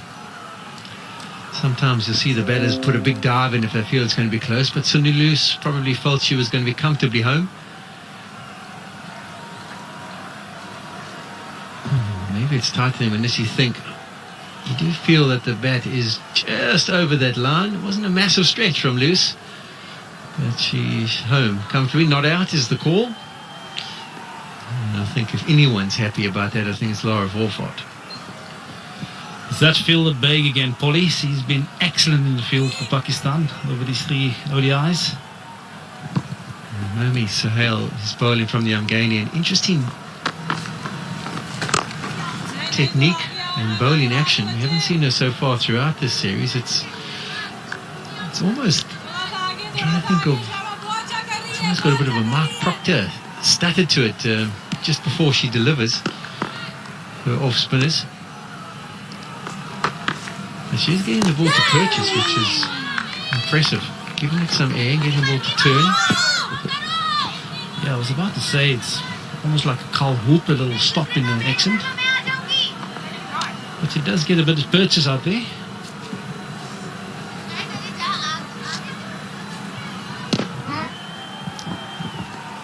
can see the ball. All 3 of her deliveries so far have gripped. And here's another one that turns. I'm trying to think of other descriptions. Oops, that's hurt. That's missed the stumps and crashed into her shin as she was waiting to receive the ball from Nida Darf. A throw from the boundary. Junior Dala, maybe? A little bit of a similar kind of stutter that he does before delivering.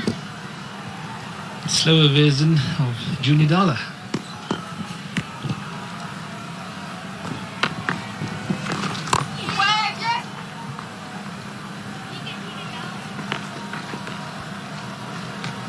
I'm a bit surprised that we haven't seen her in the other two games, considering the amount of grip she's managed to extract from the surface in the first 5 deliveries. Another example of the ball turning. Maybe just got to work a little bit on the ideal length. But 5 runs from her first over, 27 done, 124 for 1.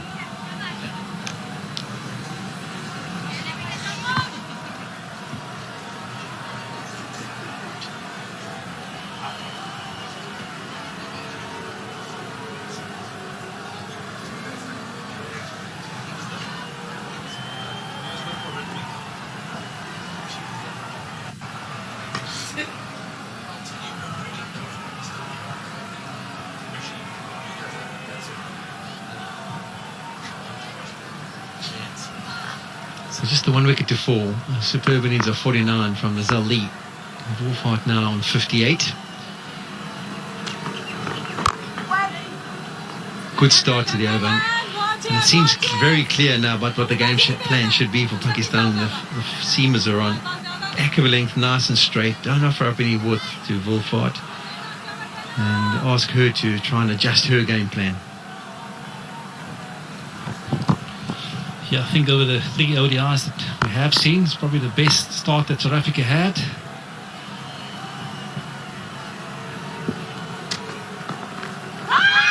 There's the edge. Oh, she's been given down the leg side. Bit of a strangle for Pakistan, but at this stage they'll definitely take it. Lara Wolfhard didn't seem disappointed at all, so for her there was no doubt that there was a little bit of bat involved, and that's the breakthrough that Pakistan was searching for. The set batter, Lara Wolfhard, has to go for 58. And as a fast bowler, you'll take it in any way. They were unlucky at the start of the innings. A couple of outside edges were found and the catches weren't taken. This time, Nawaz makes some good round down the leg side, and Deanna Baig has her first wicket of the day. And the second wicket for South Africa is down. 124 on the board. Wolfhard goes for 58.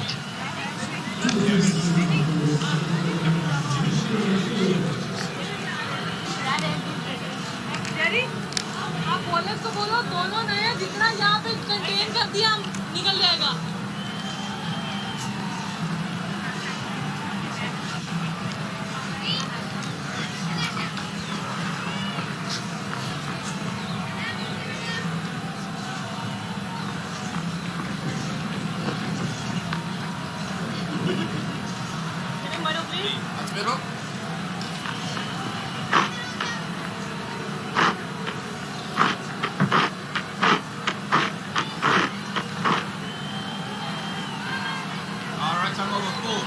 Next to the crease, Lara Goodall for South Africa, averaging just over 16 and a half, but has come into her own and played some nice innings in this series so far. Left-handed, right-handed combination now at the crease.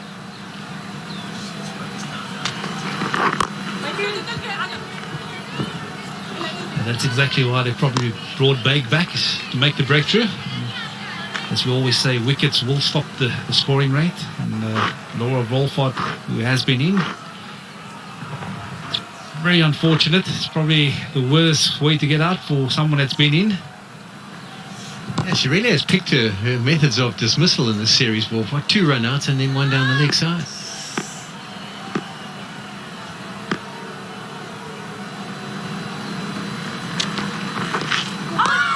And that's nicely bowled. We've seen throughout this series it's something that Goodall has struggled with, is the ability to whack the ball through the offside. And on the angle and the ball just gripping and going away from her, she tends to play with a real straight bat and can struggle when it's outside the eye line. Big booming drive, second delivery, playing a miss. And also interesting to see what the Pakistan strategy will be going forward here. I think it's time to get some off-spinners into the attack. Oh, finds the edge. Brilliant delivery again. A little bit of tail at the back end of the delivery, and the outside edge is found. And this is really good from Pakistan. They were under pressure. The score was 124 for 1. And in the space of 4 deliveries, they picked up 2 wickets to really rock this South African innings. Yeah, you just have to say that Baig has been on the money to Goodall here from the get-go. This occasion, the perfect line in length. It nicks it through to the keeper. Comfortable gets behind. Goodall's got to go for naught. 124 for 3, South Africa.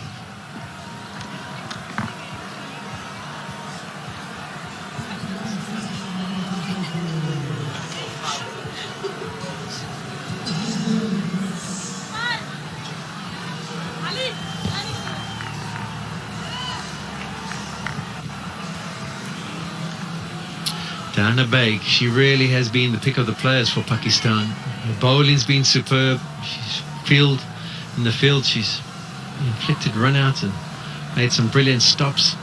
She's been in the play all the time, and some valuable batting contributions as well. Tasman Brits gets her opportunity today with South Africa having wrapped up the series. They've made a few changes. Tasman is one of them, and she comes in,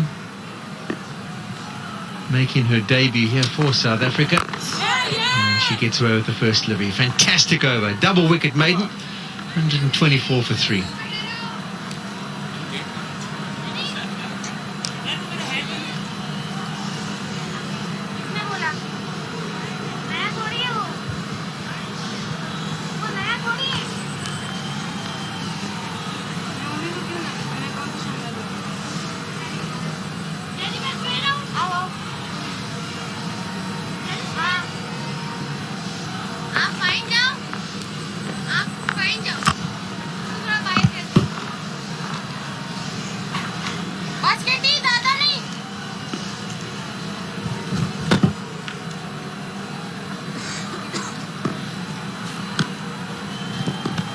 Amama Sahel.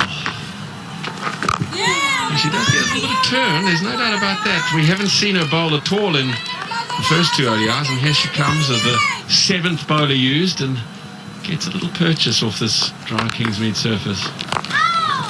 She likes to sweep this loose. It's an effective stroke against this multi-pronged spin attack. How the complexion has changed. 125 for 3. But I must say, I'm looking forward. And I think it's been a good thing. You expect to see Mignon du Preez coming in here, and South Africa have gone, no, you rest. We want to have a look at the rest of our squad. And so it's lovely to see an opportunity for Tasman Brits. And she's got time. She's got 22 overs in which to bat, so she can get herself in. She's going to be a bit nervous. Playing international cricket for the first time.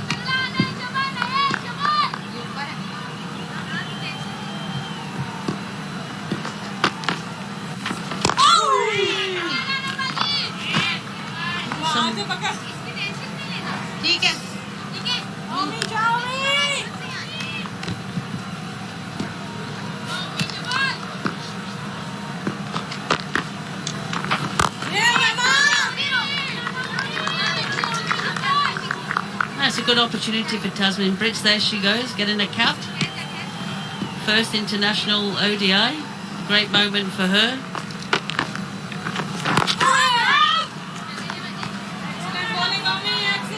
I'm sure the heart will be racing. Yeah, and any opposing side will know if we can just keep dotting the new player up, then there's something unusual might happen. They might just give it away. So there's a good piece of cricket from Pakistan. They're back in this. One from that over. 125 for 3.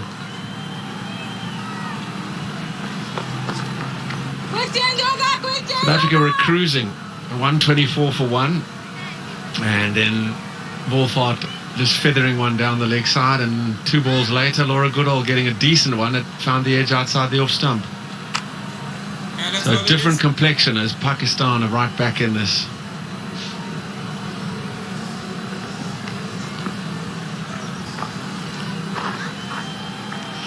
So how does Sine Loose play now? She's 12 off 28. The run rate was 4.5 to the over when Wolfart got out. It's now already 4.3, so she's got to pick up the mantle of responsibility. Here's Diana Baig. Yeah, that's right, and 125 for 3 is still quite a healthy-ish total. She's the senior partner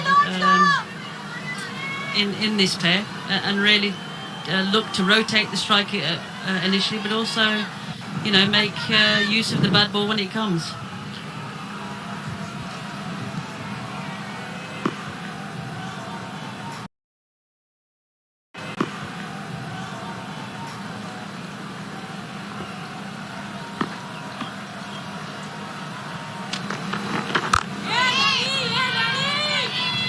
Some interesting use of the bowlers for me today from Javera Khan. They brought on Riaz when we thought the spinners were really putting a hold on things. She only bowled one over. Sahail's coming into the attack, which we've not seen before. And what you've also seen is, as you say, Sana came back much earlier today for her second spell, and similarly Dahana Baig.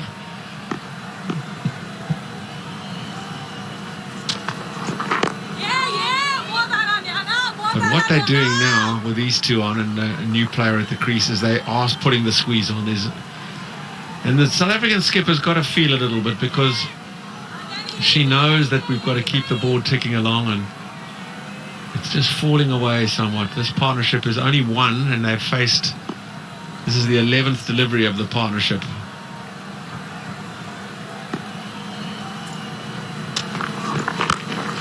Clipped away over mid-wicket. That's a lovely stroke. There's protection out there, so it'll keep it down to 2. But that's good intent from Sine Luce, and it almost comes from nowhere, and yet she plays it to such good effect, just chipping it over the inner ring. We saw that in her other innings on internationals 1 and 2, but there's nothing wrong with the stroke, just a little bottom-handed flick.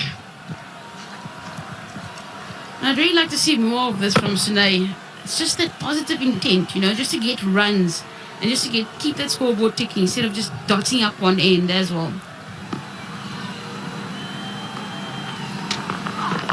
Cut and beats the dive at backward point. It'll just be 1. Yeah, I do understand her caught between a rock and a hard place there. She's been playing second fiddle to Laura Wolfart, and then when she gets out, she goes, okay, maybe I've got to pick up this. She loses her partner straight away. She knows, well, Dent get out now and be 4 down for nothing and have 2 new people at the crease. Brett, I feel that Sine is good enough. She's a good enough leader. She's been there for 33 balls now. And I think she can take that senior partnership and allow her partner in Brits to get herself in. She's had absolutely nothing free to hit Tasman Brits. 30 overs done, 128 for 3.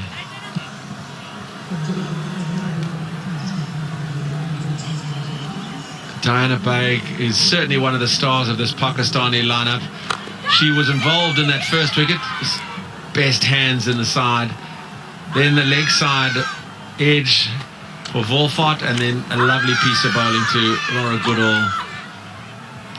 Found the outside edge. She's the leading wicket taker in the series. Yeah, she has made useful little contributions down the lower order as well. Very accomplished player, Dahana Baig. She's really been the star of the show in the field, in the bowling lineup, and chipped in with the batting as well. Display, and she's been the one exception to that. Yeah, she's been more than decent. Regrettably, as much as we've seen really good batting and some disciplined bowling, the third facet of the game is found wanting. Sahail. That's close, that's out! Sine Luce just indicating that she might have got a little bit of an inside edge to that, but the part-time off-spinner Amaima Sahail has struck, and Sahail, I beg your pardon, Luce goes for just 15, and South Africa are falling away now at 128 for 4.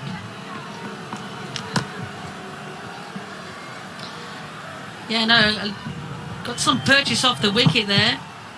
I'm not sure there was an inside edge there.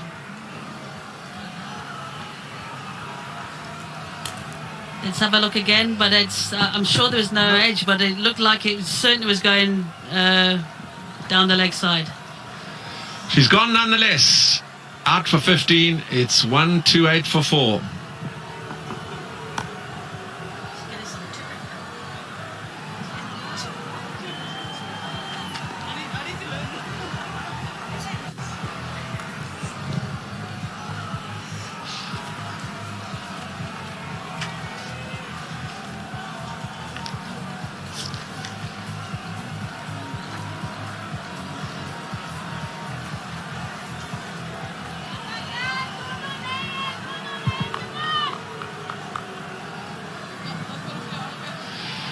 So, two very inexperienced players. Annika Bosch playing her 5th game.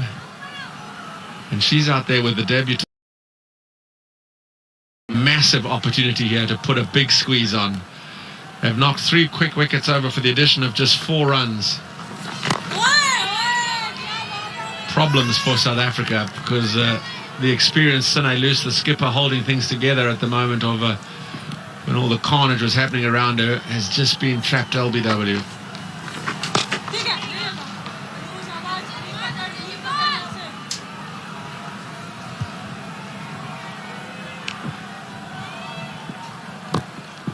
Just looking for any semblance of an inside edge. There isn't, because it turns past it, and that may be what could have been the disappointment for Sine Luce, because it does turn past the inside edge, and there's just a suggestion with the amount of turn that it could have been going down the leg side.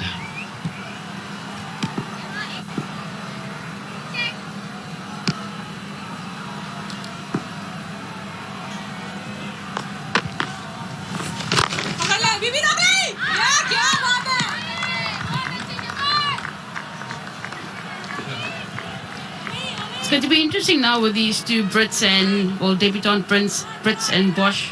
I feel that this partnership is quite important for the South Africans. Massive. Another wicket now, and then heaps of trouble. Maiden wicket for Amima Sahel. 31 done. It's 1-8 for 4.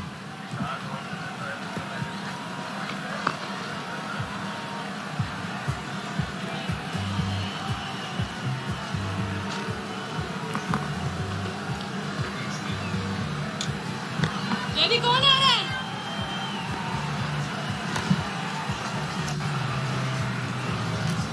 यार उसकी जगह जाओ एक पीछे.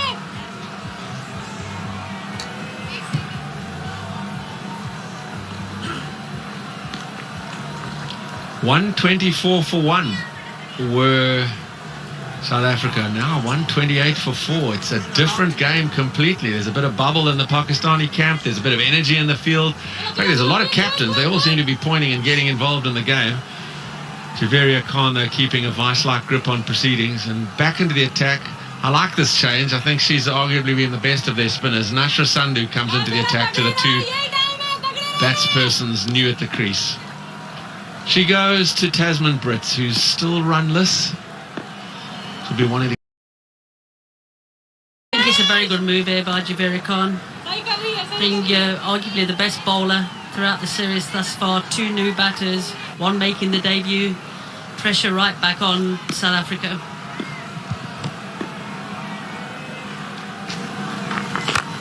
Big hit, and that's away for 4.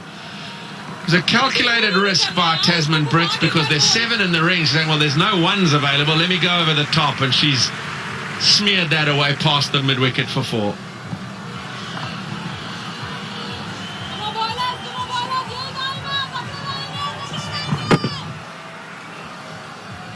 Yeah, it's just a drag really over to the leg side there. She got away with it. Powerfully built woman.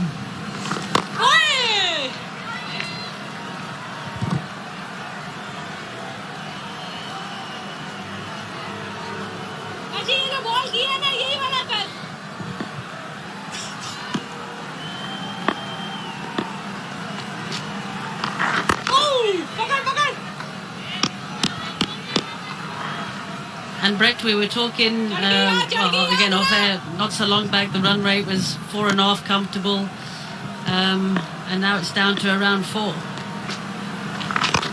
the end, this is going to be out. It is out, chipped straight to mid-off. Oh my word, it's falling apart for South Africa. They're succumbing to the runlessness. Tasman Brits on debut has tried to hit it over the top, has chipped it straight to mid-off. She's gone for just 4. And South Africa are now wobbling at 132 for 5. Yeah, the pressure was building. Tried to get on with it. Tried to clear the fielder, but unfortunately went straight to mid-off. Tasman Brits goes for 4. It's 132 for 5.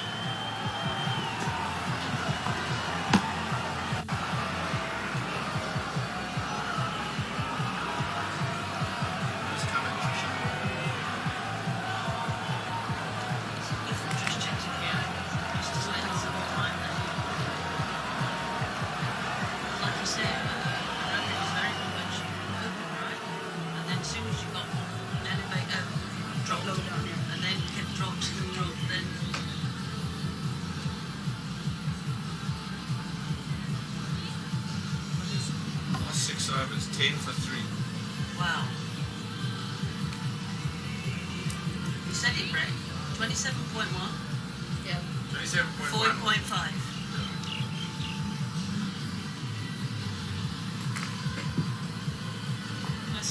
Yeah, that's what he's saying.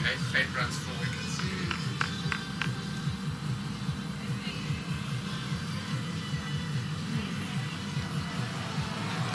Let me see. He's saying no.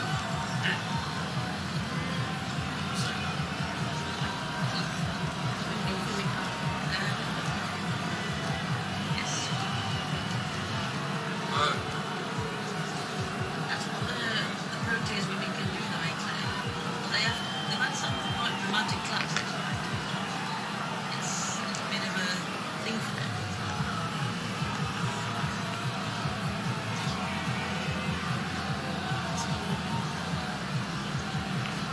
Like that. She had an opportunity there. split them up. Yes. Yeah, I agree. 100%, yeah. 100%.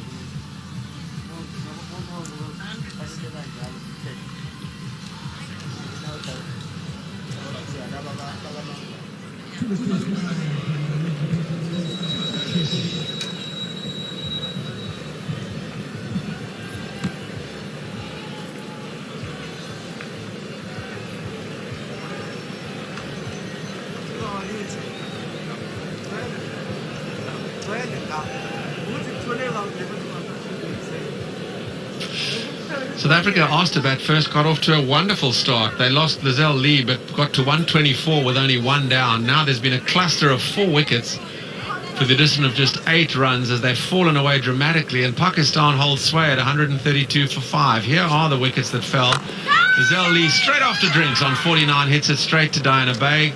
Then the collapse. Laura Wolfart unluckily down the leg side. Laura Goodall was 2 balls later, got a decent one and found the outside edge. Then Sine Lusa judged LBW. Didn't get far forward, but it did turn, and she sent packing for the part-timer Maima Sahel. And then Brits, having just bunted Sandu over mid-on for 4, holes out to Aliyah Riaz at mid-off. 32 for 5. Gee, I tell you what, they are in trouble now, are South Africa.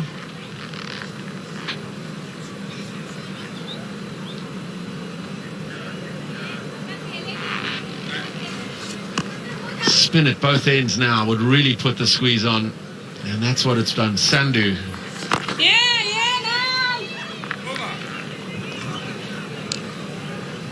32 done. It's 132 for 5.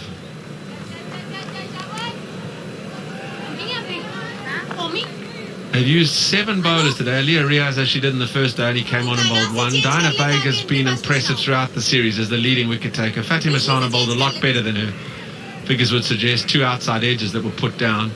But spin once again. Now, Aman Amin has come in for Sadia Iqbal and has bowled really well, the left armour. Once again, it's Nashra Sandu who's the pick of the spinners.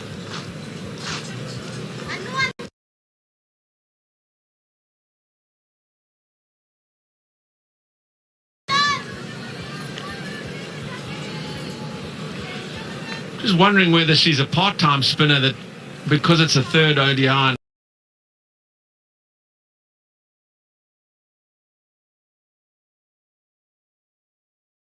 Down the ground for 4. Yeah,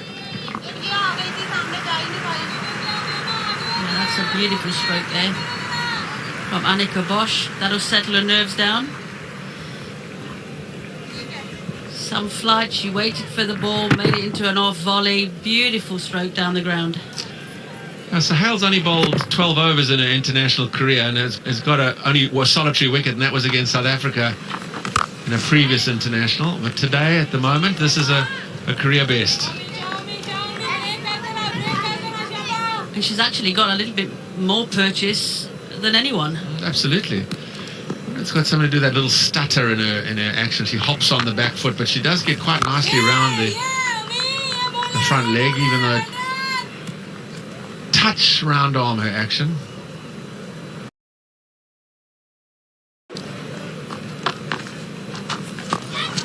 Nicely played. A vacant backward point. They'll push. No, they won't. They'll settle on 1. This will give Annika Bosch a little bit of confidence. The bunt down the ground for 4 and then the neat steer that gets her a single. Big partnership. Experienced Trisha Chetty. I think it's good having her come in this position. She's played over 100 internationals and she'll have seen most situations. She was an opening batswoman at one stage. Now finds herself down the order. She's got time.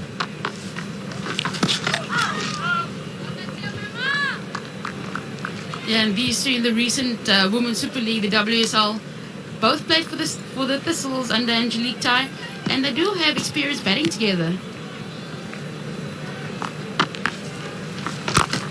And again, I think it's good for Trish to come in at this time. She's not really had that much opportunity in past internationals to show what she can do. Look at that. Not the times, but the run advancement. 1-2-4 when the second wicket fell. 1-3-2 when the fifth wicket fell. 4 wickets for the addition of just 8 runs. Not having the Mignon de Prix Murray's-Own Cup. This is how South Africa will learn. Not having them at 5 and 6 is obviously a challenge. Brits has failed on her debut. So now Annika Bosch, just her 5th ODI, has a massive opportunity here to get South Africa to around about the 200 mark. I think they'll probably be thinking of at this stage. They managed to defend that in the first one. Sandhu.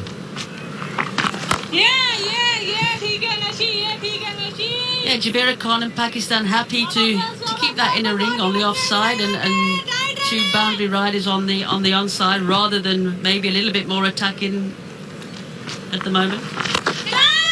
Big shot to the fielder. Oh, down it goes. Down it goes. Wow. That's showing great inexperience, Annika Bosch. The fielder post top, but going straight to the deep fielder, and she was just trying to take the fielder on, and it was nearly ill-advised. That's better cricket. That's the experience of Trisha Chetty. Yep, absolutely. Perfectly adjudged single there, rotating the strike. But Sana really made good ground to it, actually, and quite a comfortable catch. Could have been in the end, but obviously not quite made.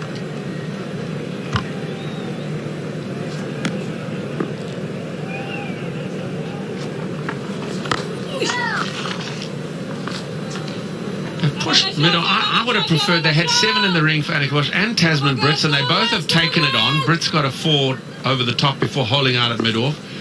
Now Bosch has nearly held out at deep mid-wicket, but they've pushed the extra fielder back to long on now. Yeah, absolutely, and that's I agree with that fielder, deep mid-wicket. But again, just to bring that one up, that fielder from long on, just to keep that pressure on.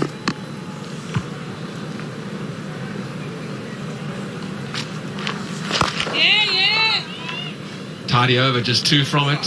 139 for 5. South Africa stuttering. South Africa playing Pakistan in Karachi, the men, that is. And South Africa won the toss, bat first, are in massive trouble. They've limped to 183 for 7 now and have lost all the advantage of batting first on a pitch that will, as likely as not, wear. George Linder is on 29 not out of that 183 for 7. KG Rabada has just joined in. So Pakistan holding advantage over in Karachi and here in Durban. We have a change.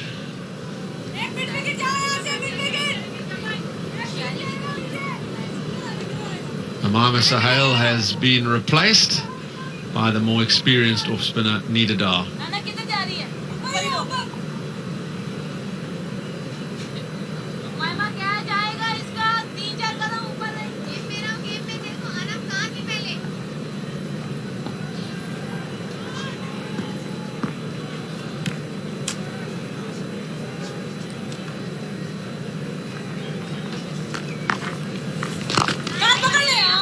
Nicely played for 1.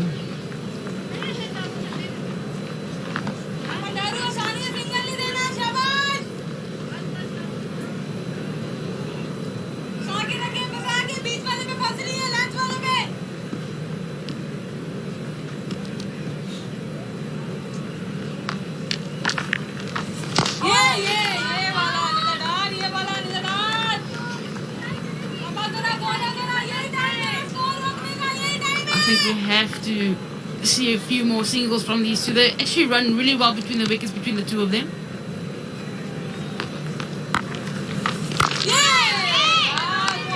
She's got this prodigious backlift, Annika Bosch, which makes you think that as the ball's drifting down from the spinner, everyone, she's going to launch it into the outer.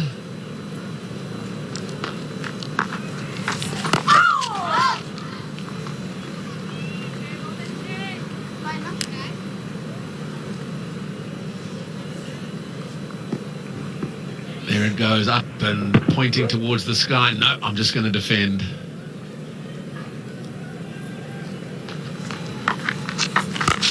There she goes, out in the deep. This is all the way. She's got all of that and smashed it for 6. Yeah, beautiful use of the feet there. You can see it coming. She's seen enough of Dar and back on a 5th ball and they come back over. Moved her feet to the pitch of the ball. Beautifully struck over the top there for 6. That was the key, wasn't it? The footwork. She got so far down the pitch, got to the pitch and could just swing through the line. Good batting that. Pulled through the short mid wicket out to the deep for 1. A better over for South Africa, 8 from it. 35 done. It's 147 for 5.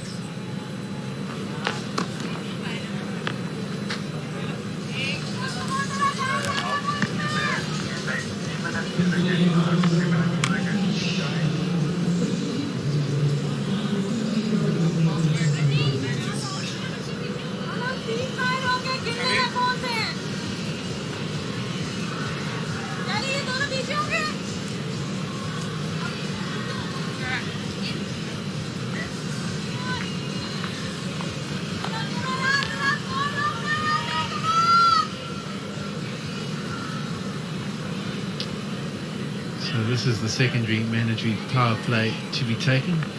Been taken after 35 overs. You have to take it before 40, so it's a 5-over stint. So once the 36th over starts, it's implemented. And you're only allowed to have the 3 fielders out for these 5 overs. I think this could almost work into the favour of Pakistan. It's an opportunity for them to really press home the advantage that they have created and ask the South Africans to take the risks. Yeah, absolutely. Things have changed quite quickly for South Africa in the last couple of overs. They were looking at one stage, looking very set, probably looking in a region of 260 plus.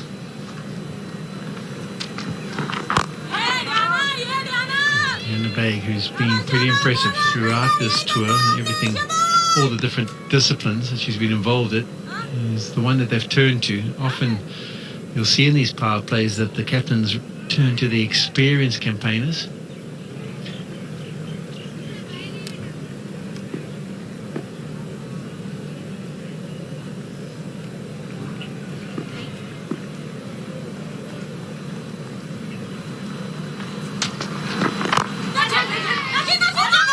Quick single and they get through comfortably. Angelique, Annika Bosch, can you give us a bit of background to her? Well, Annika Bosch started the cricket at back in the Eastern Cape at Border. Due to studies after school, she went to Bloem to study, but then she decided to go to Portugal, where she's still currently at and playing a cricket with the likes of Lee and Desmond Brits. Okay, interesting. Always good to get the background. Chetty wants a single, but I think that would be a bit risky.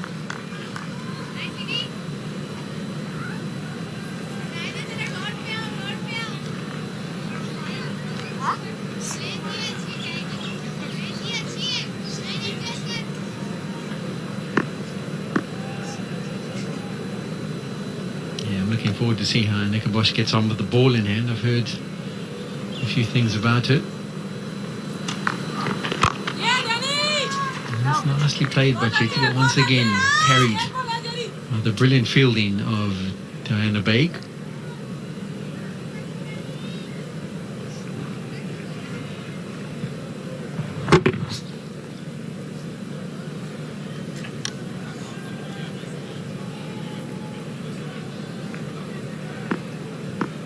stage, South Africa were on target for maybe something between 230 and 250, but now if they carry on at the current rate, only 207 is what they'll achieve, and that's nicely played by Chetty. Chases on, but you do feel the ball's going to win the race, and it does indeed. And that's a welcome boundary in this first over of the power play for South Africa. It's 5 runs from the over, 152 for 5.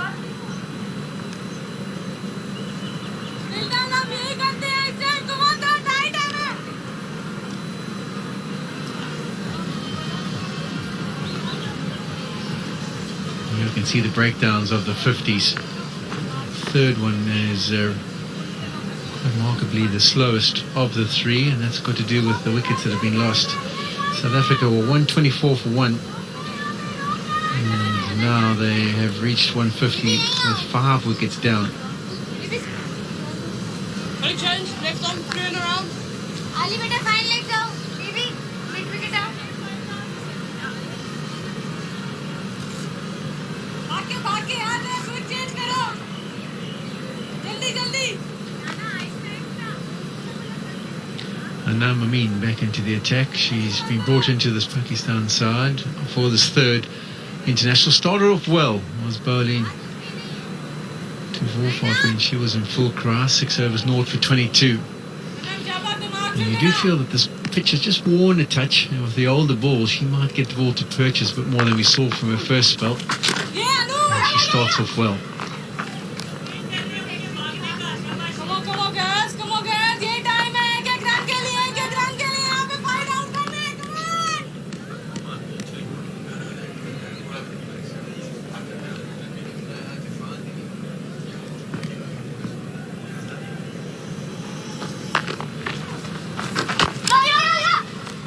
Could have been a tough call.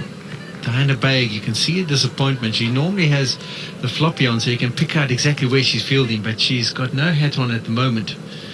And she was disappointed that she didn't anticipate and get to that ball a bit quicker. Seemed like a risky single, but in the end they got through comfortably. Yeah, that was great cricket awareness from Chetty. Knowing the fielders were probably on the ring. Soft hands and get through for 1.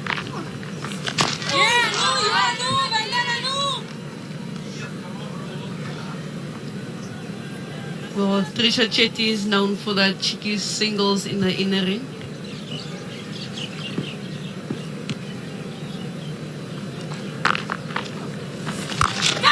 Oh, wow, what a good catch. The contact from Annika Bosch was brilliant. She powered it through to the leg side. But I think that's Riaz who takes the catch. She also has got the floppy hat on. And that was absolutely brilliant. She hardly looked flustered in any way, because the contact was seriously good. Rolled the wrists, but picked her out, and she just snapped it like she was picking peas. You can see the disappointment of Annika Bosch. She had played nicely for her 15, but still with 13 overs and a bit to go, she'll be disappointed to be making her way back to the dressing room. 154 for 6.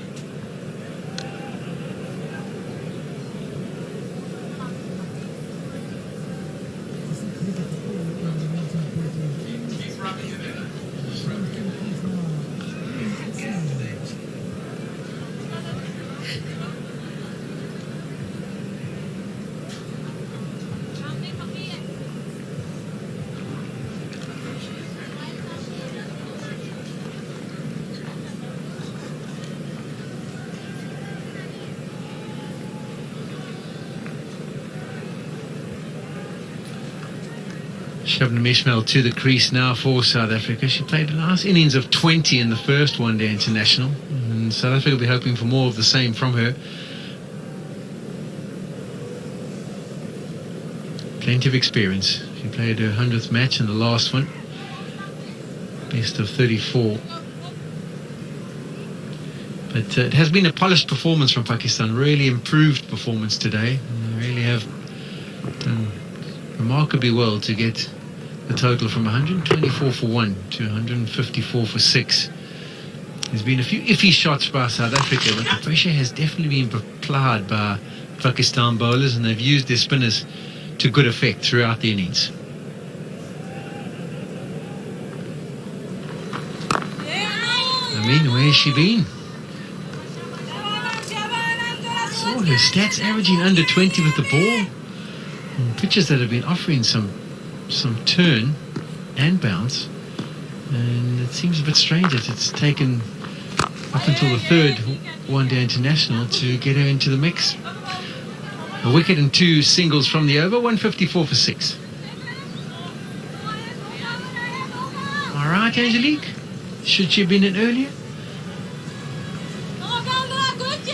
Yeah, no, why not?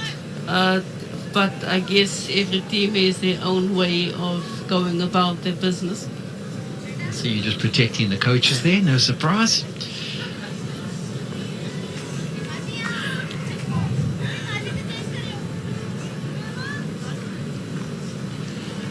Klaas, Kaka and Lubba still to come for South Africa. No big averages to talk of.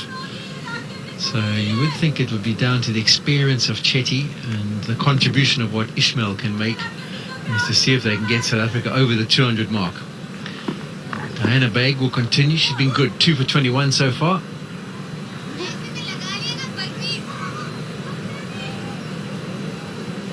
Not too sure what happened there with Diana Baig, but when I look back, she looks a bit embarrassed by what's going on, but when I look back, she was kneeling on the floor.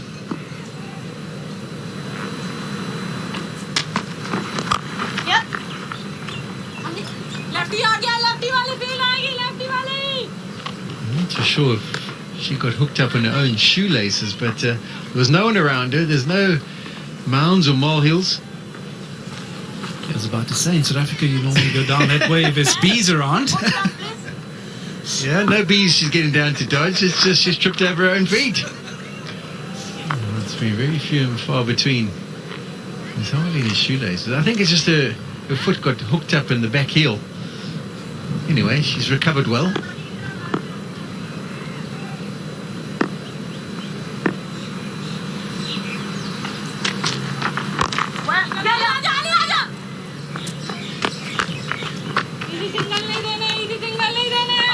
You've got to compliment Pakistan, the way they brought themselves back into this one for a very long time. South Africa set the tone with a bat, good partnerships. Just managed to drag themselves back into this one. Yeah, in the first 2 games also South Africa really managed to step things up in this power play from 35 to 40. It won't be the case today because of the loss of wickets. We're almost into recovery mode here. They don't want to be bowled out before the 50 overs, and you do think it will be the game plan, much like we've seen from that last delivery, just knocking it around, trying to pick up the singles, trying to get a bit of a partnership underway, and then they can take the attack to Pakistan again in maybe the last 5 overs of the innings. We also did see the graphic of who's to come, and not much hitting ability and power hitting still available to South Africa.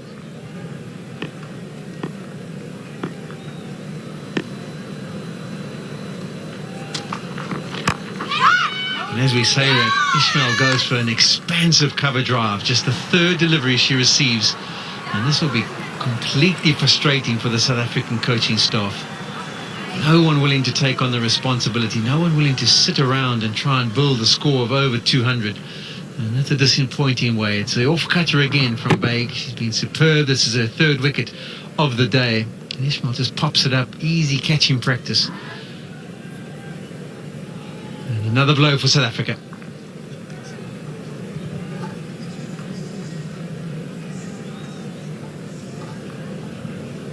Yeah, I think Ismail would be disappointed with his shot, especially at a time where South Africa needs to build, moving into those last 10 overs.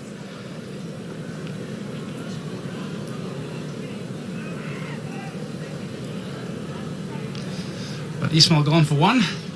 South Africa 157 for 7.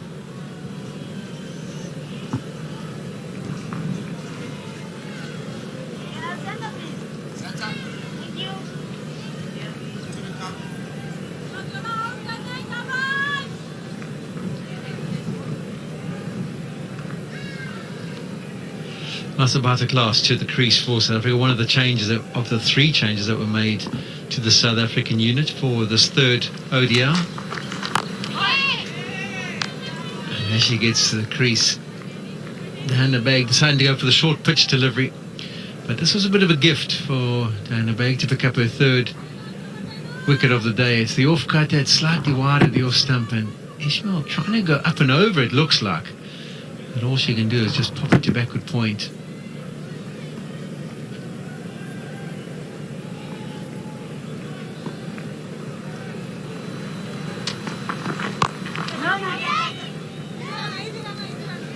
So a wicket and 3 singles from the 38th over. 157 for 7 now, South Africa.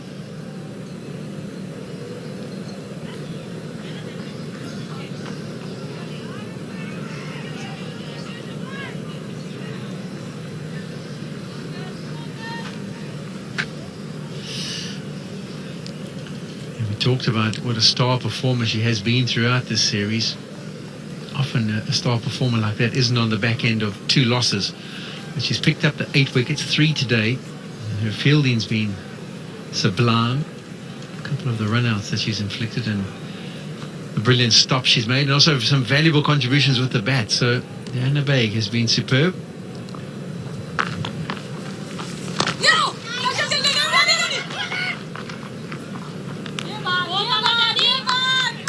So maybe does have a good understanding of what to expect from Chetty, because she was backing up a fair distance, keen to go through for the single.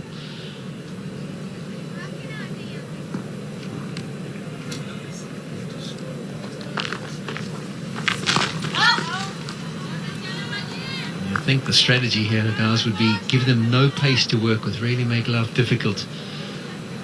Just cut off those singles, all the inner ring, to just get in nice and close and really squeeze things. Give them nothing for free.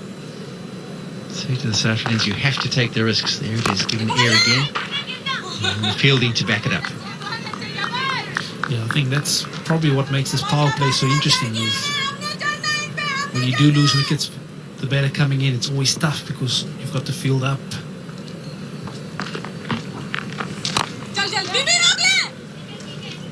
Chetty goes on the aggressive, just smothers it down to long on.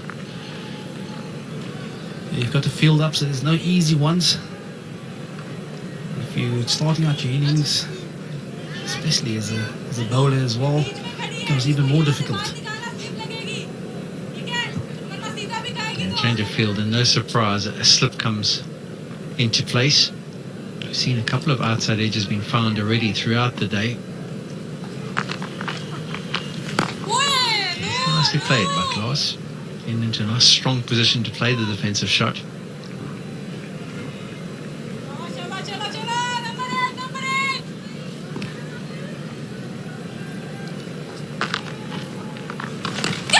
Edge is found, but it goes wide.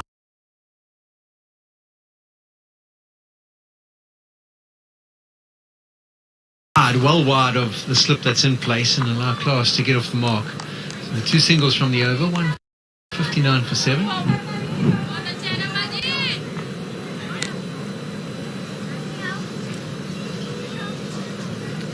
The South African coaching staff, Angelique, you might agree with me, we're pretty disappointed. Some good starts at the top of the order. Lee and Wolfhard, brilliant. But since then, people have got some starts and got themselves out, taking things for granted. Yes, for sure. Look, Lee did in a press release speak about the soft dismissals that they had, which they're not happy about. And again, it was just a repeat. It would have been nice to see some of the youngsters coming in, making their debut, to actually kick on and get half century. Yeah, you make a valid point, and we maybe touch on Brits, for example. She has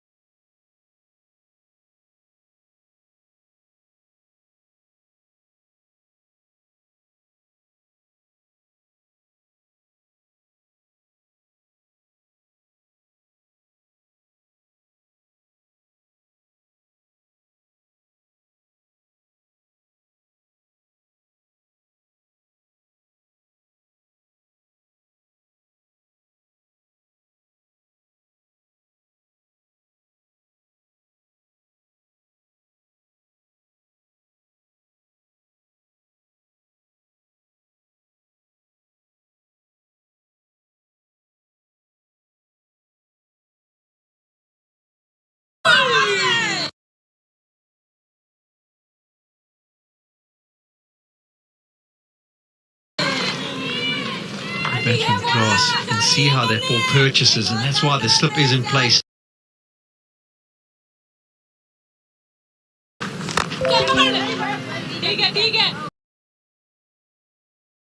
Well outside the off stump, she's aware of the little gap that is behind square. She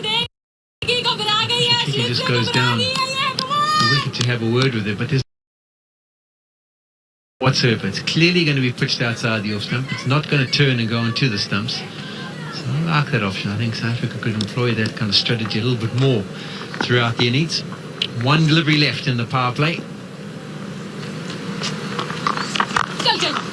And still no single. So a maiden over, a good over again from Sandu. 159 for 7. Really not much to talk of for South Africa in that power play. It was a lot of dot deliveries, wickets that fell.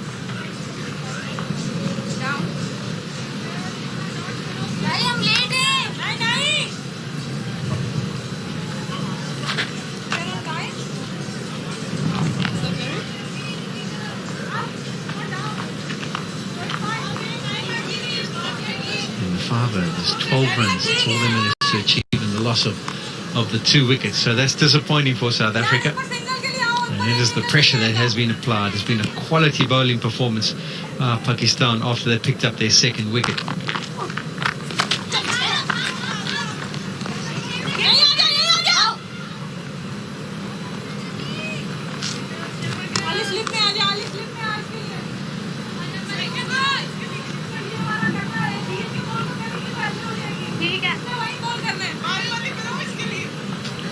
Wouldn't be unhappy with Chetty pressure and ask Klaas to play more expansive shots. I'm pretty disappointed that she's managed to squirt it away.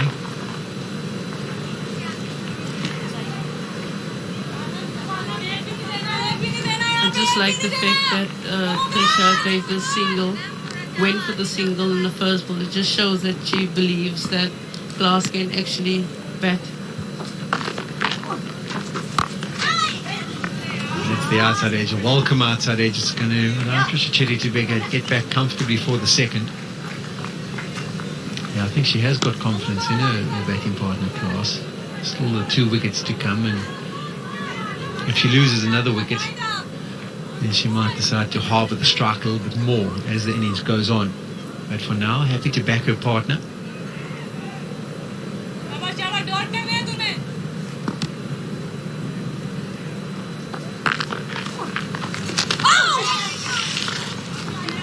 Inside edge, and Trisha Chetty should comfortably be able to get back for a 2nd again. So 4 fortunate runs over the last 2 deliveries.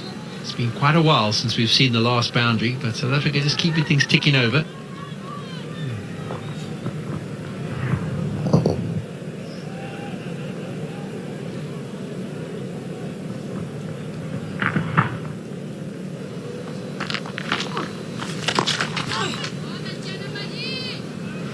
I think South Africa wouldn't be too concerned about scoring boundaries. It's probably just to keep that scoreboard ticking over, to make sure that they take it as deep as possible, create some sort of respectable target to bowl to. Yeah, for sure. 200 would be on their minds if they can somehow manage to squeak their way to that total. There's been plenty of turn. Very surprising. This Kingsmead surface has offered up a lot of turn throughout these 3 ODIs between the 2 teams. So a decent over that one after the power play. 7 runs from it. 166 for 7.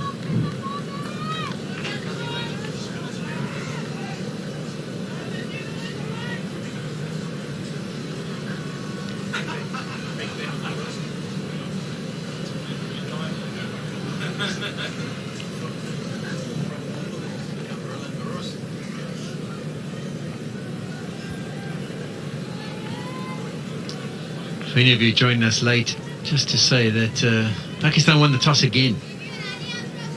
Oh, sorry, South Africa won the toss and decided to bat. This is the graphic that we're looking at now, is the Pakistan Test match. They've got themselves to 201 for 9 after 65 overs. And there's the expansive shot, and she's going to get away with it. It just lands safely. You do wonder whether maybe Sane could have put a dive in, and the fielding coaches will always say, give it a go, you'll never know until you launch your body and see if you can get to it. But the first real expansive shot from Chetty. And she gets away with the top edge.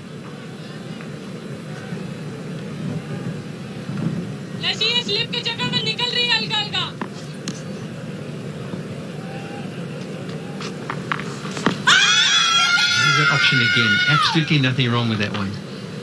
The only thing you do suggest is that Klaas could maybe get her weight a little bit further forward, get her head over her front leg and watch the ball a little bit more closely. She's getting into a good position, no danger of being out LBW, well comfortably outside the off stump. Just trying to parry it away into a big gap on the leg side. Use of the feet.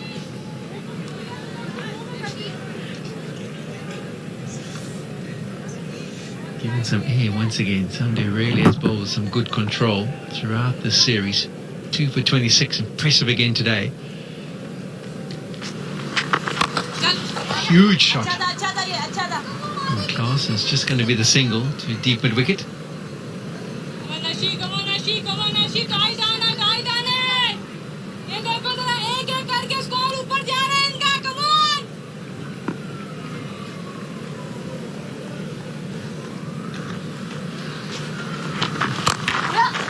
Nicely played by Chetty.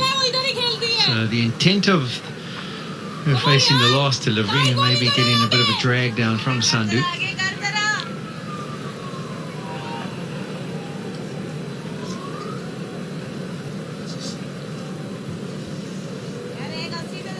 Another intense discussion between Xaviera Khan and her bowler.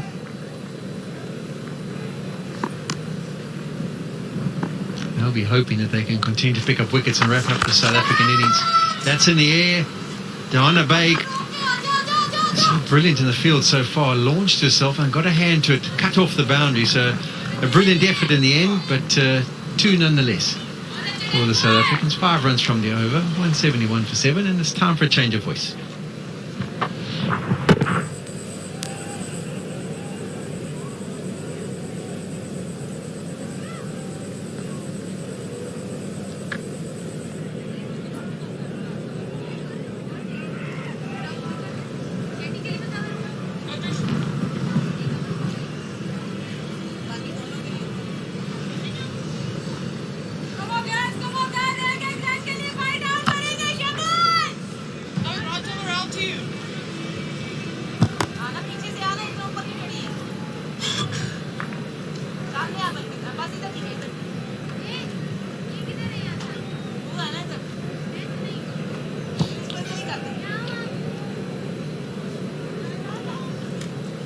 Reminding all at home that at one stage South Africa were 124 for 1, and they were going on at that stage at over 4.5 to the over. Now if you look at that projection, 204, they'd probably almost be happy with that.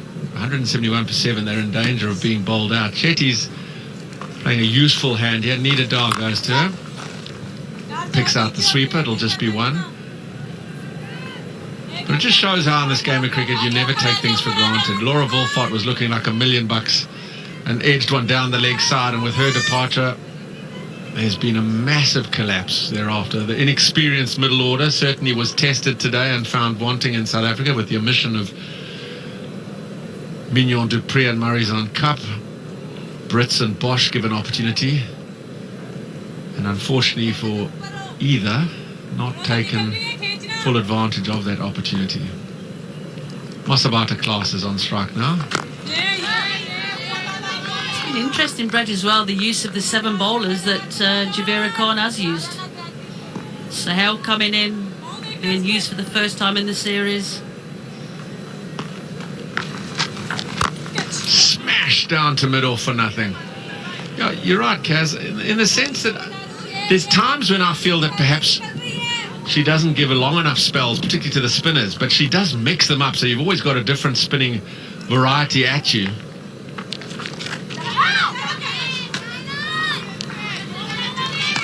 And I think it's always also, you know, keeping the batsmen thinking, keeping them on their toes.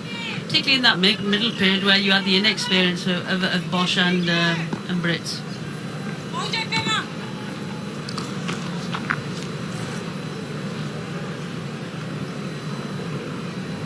The umpire spins round. What's the problem? Why didn't they let it go? And now we've got a hold up. Doesn't seem to be any point.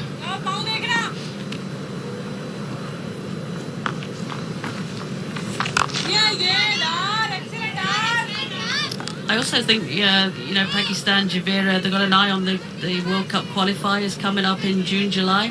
The series is lost for them here, but it's something that they're working towards. Oh my word, giving it away. An agricultural heave, and Dar picks up the wicket because Masabata Class has gone right across it and had her stumps trimmed. She's gone for 5. It's 172 for 8.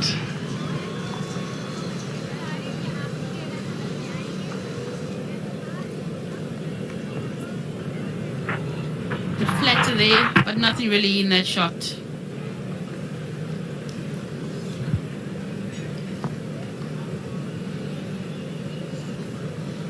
The end of Class. Out for 5. 172 for 8.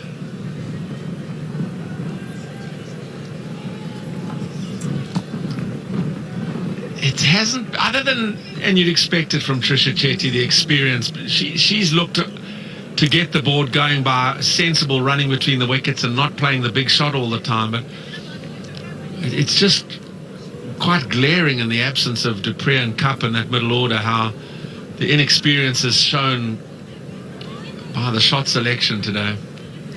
Well, like you say, Brett, they're in danger of not facing their full 50-over complement. So I think it's left to Trish Chetty now to guide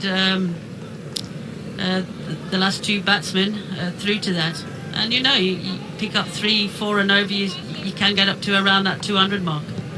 It's amazing if you do just bat your overs. I mean, you'll get a wide or 2 maybe at the death when they try and get in the hole, and you might even get an overstep and you get a free hit as we did early on. But you just don't say, well, we're behind the rate now, we got to go and risk getting bowled out with 15 balls on the table. They must have just trimmed the leg stump. Just gave it the merest of touches.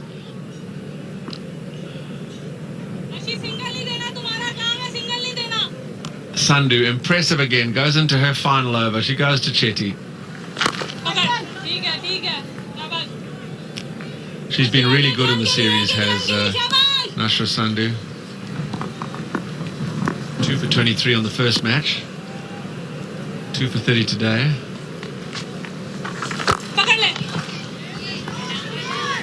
Just back to your comment earlier, Brett, about cricket. And I always say that cricket's a really funny game. If we take the Pakistanis that have had a great fight back in this series. And if I can think back to that England Test match, I think it was against Australia, where Ben Stokes took them to a historic, great victory there. That's 100%. I mean, there's been cricketers, I was going to say littered, and not as perhaps as regular as that, but there are certainly instances of where the impossible has been turned into a result. As you say, the Stokes performance at Headingley was quite outstanding. We can go to this very ground where Kushal Pereira got 150 not out batting with the tail, and South Africa were going to win that test, and Sri Lanka got home for a famous victory by a solitary wicket.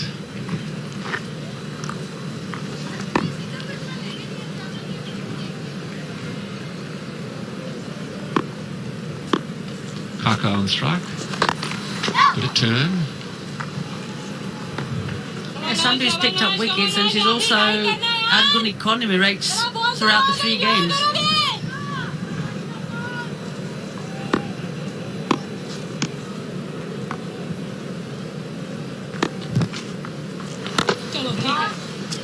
Yeah, she's 6 for 100 in the series.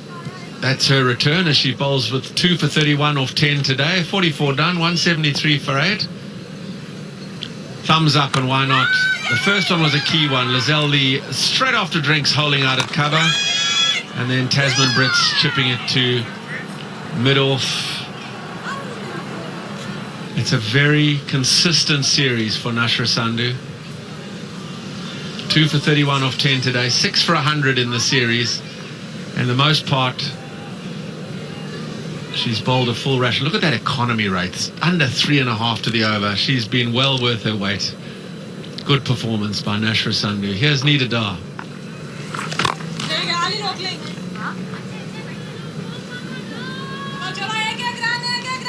Trisha Chetty will want to face as much of the bowling as possible, but by the same token, and although we say you've got to bat through the innings, it's pointless blocking 5 and then getting 1 off the last. So she's got to...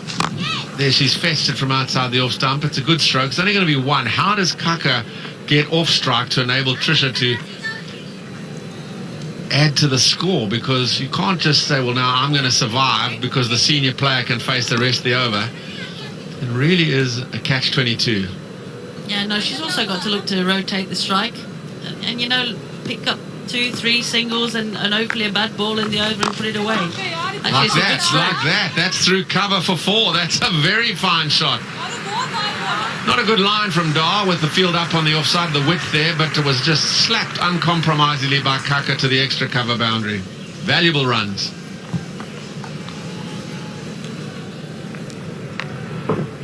Yeah, look, it was a wide delivery and actually very well played by Ayabanga Kaka. She got full contact with the ball, square of the wicket, off to the boundary for 4.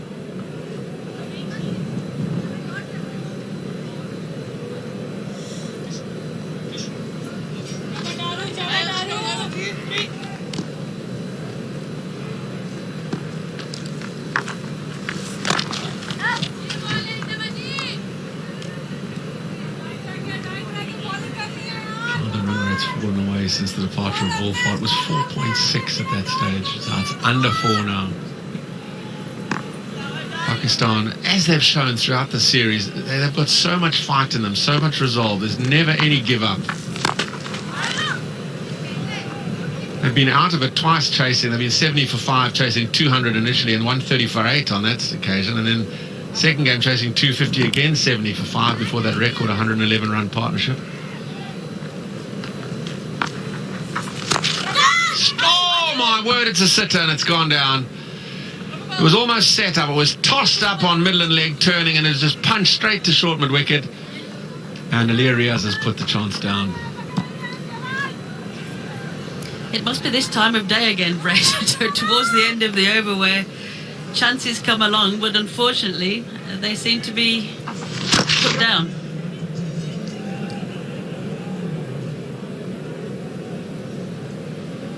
And yeah, I mean, really, it was a simple chance. Didn't really have to move, probably low if anything, but really should have been taken. Absolutely, you've got to catch that.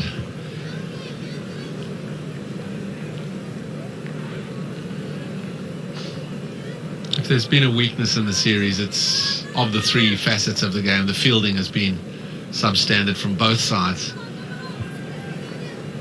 So Seam comes back into the attack. Diana Baig into the 46th over. She goes to Trisha Chetty. Neatly clipped away down to long leg. Again, it'll just be 1. Played nicely, Trisha Chetty. Valuable coming in this place in the order at number 7 after all the carnage before her, and then after 22 off 30 balls. It's a steady innings and it's holding the side together at the moment. Yeah, and she used to, you know, open the innings. I remember, I'm talking quite a few years ago now, but quite a wristy player.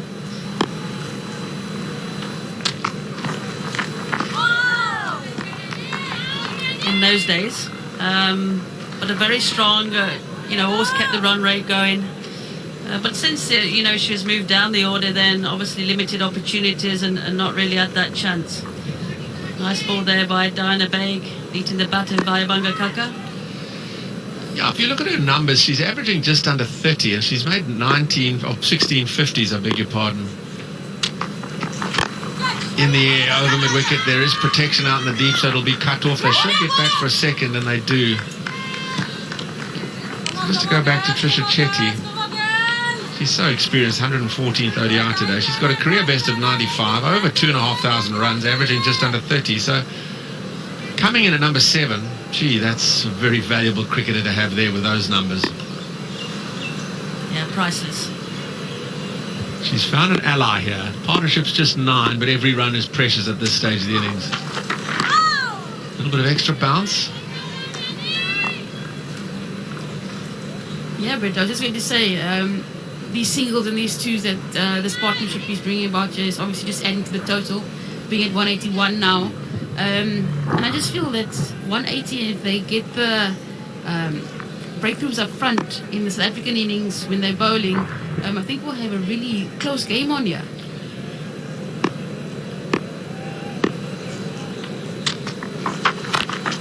We saw that in the first game where 200 was certainly enough by just 3 runs. But yeah, I remember we were in discussion. You're saying it can be that 180 is you're in the game in the ladies' game. So South Africa, they've fallen away. They were looking at 250 plus the way they were going so well, but they know they're not out the game at the moment.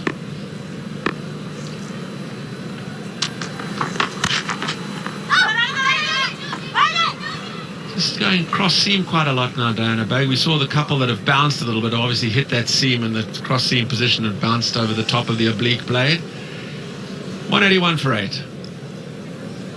Actually, there's a nice carry there as well, Brett. There you go, cross. Actually cut in, yeah.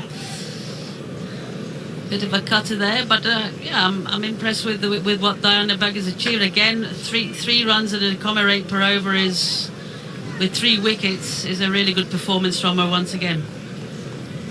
220, South Africa winning the toss, batting first in Karachi. That's not really something they would have hoped for, to be bowled out for just 220. So Pakistan in both the men's and ladies internationals, the ODI here in Durban, the test match in Karachi, Pakistan holds sway over South Africa. Disappointing batting performance by the South African men. Just Dean Elgar getting past the half-century mark. Fatima Sana back into the attack. If anybody deserves some success, it's Fatima Sana, because her figures of 0 for 37 in her 7th over would tell you, oh, she hasn't had a very good day. But those of you who've been with us throughout would have saw an outstanding opening spell where she found the edge on 2 occasions, beat the bat on countless times, and got no reward for it. Catches being put down. Just hasn't been her day. She'll bowl worse and pick up wickets. Slower ball. Yeah, it's just the overstepping, the no ball, which really didn't help her and unleashed Lizelle Lee at that time. But the over before then was the perfect over, other than obviously the fielding which didn't back her up.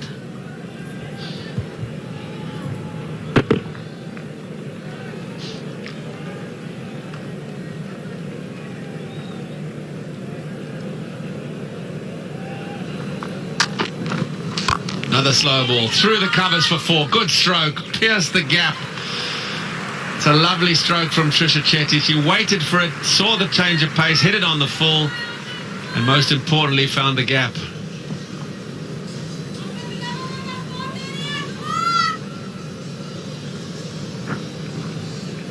Yeah, Trisha Chetty here just waiting longer, full toss, and she really dispatched it beautifully to the boundary. I think the previous one before this, she was a bit disappointed hitting it straight to point, but making no mistake here. Hugely valuable contribution this by the wicketkeeper batswoman for South Africa, 26 or 33. Just drifting down the leg side. She actually moved quite a way across her wickets. It always just in real time had the look that it might be angling down the leg side. Sana was not tight to the stumps, a little wider of the crease, so let's just see. Yeah, she's a little wider of the crease. There's the angle. She's shuffled across. See where the keeper's going. That's normally the giveaway. The keeper's running down the leg side as if almost if it misses, she'll receive it there. Understandable the denial by Lauren Achenbach. 5 off the over. It's a good stroke. Nicely timed, square of the wicket for 1. That's her job. She's done the job nicely, as Ayabonga Kaka coming in at 10 to feed the strike to Trisha Chetty. Yeah, Aya has worked really hard in her batting, so she can contribute towards the end of an innings. And I feel that she's looking really good here with Trisha Chetty.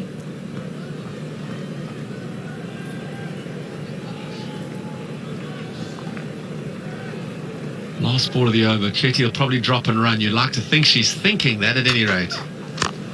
She doesn't have to. She knocks it down to long on comfortably. Takes the 1-7 from the over. 3 overs remain. And South Africa 188 for 8.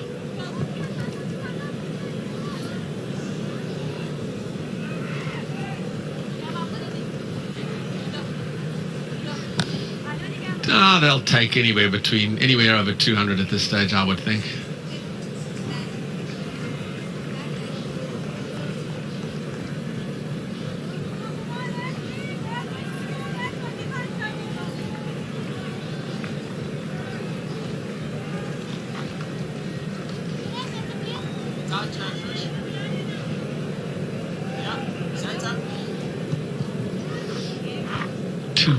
Would be a huge plus if they could sneak their way to that. South Africa 8-0 was probably a lot to ask with just 2 wickets in the bank.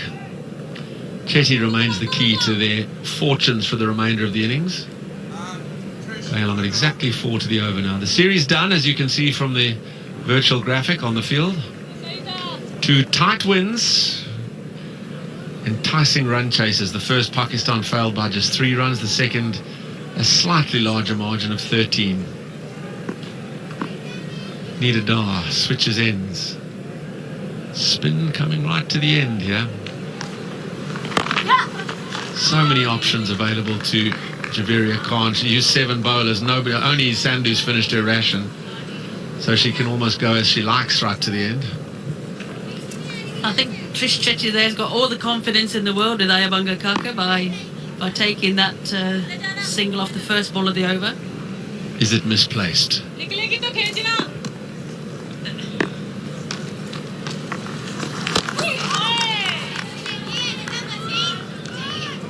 As deliveries go in the back end of innings from an off spinner when it's angled across and it's a touch short, field's all up. If she'd got bat on that, probably not short enough to cut. Short enough to pull on that occasion, so she'll drag it out to the deep mid wicket for 1. Job done. 8 or 14. Yeah, and this partnership now up to 18 valuable runs in the context of where they were 3 overs ago.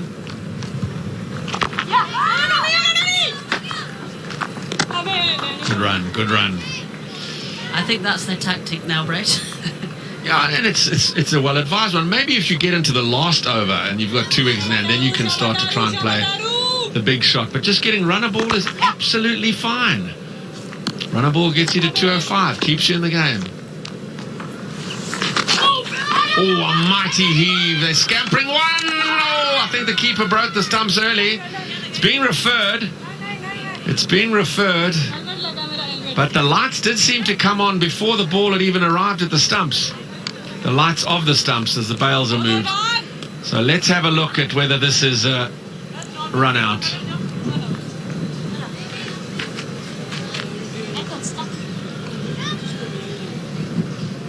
Here's the shy. Watch the stumps. Are they broken early? I think they were. I don't think the ball even hit the stumps.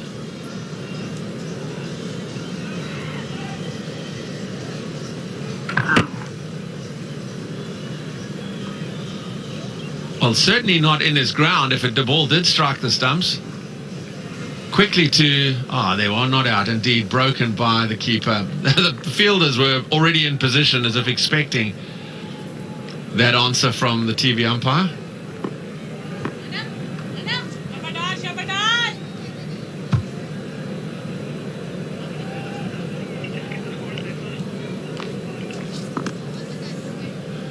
Four from the over.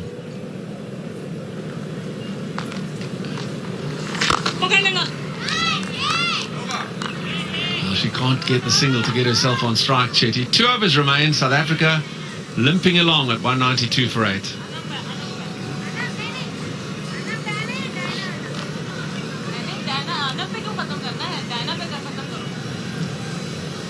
It's an ugly scorecard from a South African perspective when you look how well the two openers, they put together South Africa's highest partnership of the series, 79 for the first wicket before Lizelle Lee hit it to cover. But even then, Wolfart and Luce were going nicely before Wolfart got out, and then wickets just have tumbled from 124 for 1. 192 for 8. Only Trisha Chetty has shown any substance in the middle order and lower middle order. Kaka on 9 will face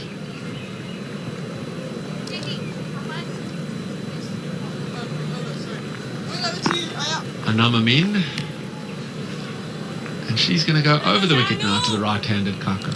2 overs remain.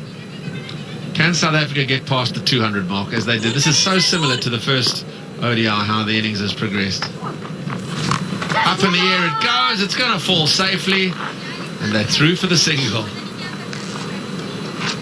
That worked out. Get Trish Chetty back on strike early on in the over. Very fortunate there to get away with that. Double figures. She hasn't got that too often in her career. That is a very well executed stroke over the top of the inner ring and out to the deep.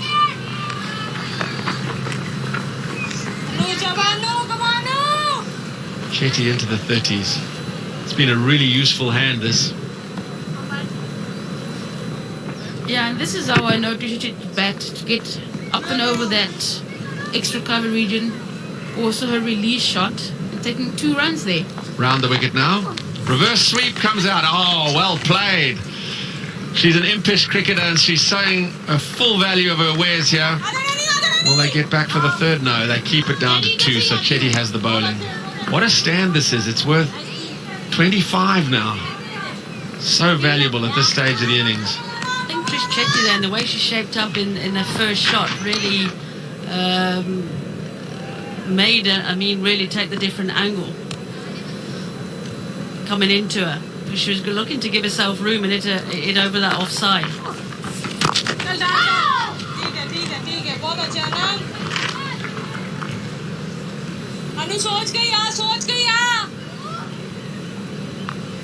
The change of angle then obviously brought a different stance from Chetty as well.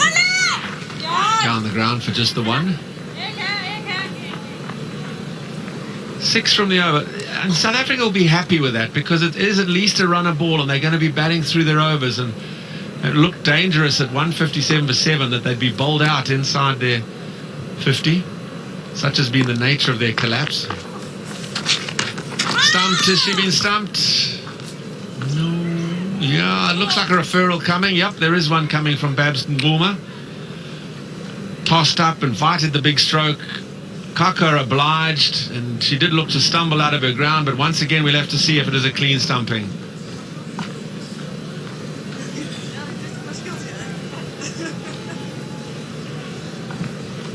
Front foot first, that's all fine as you'd expect.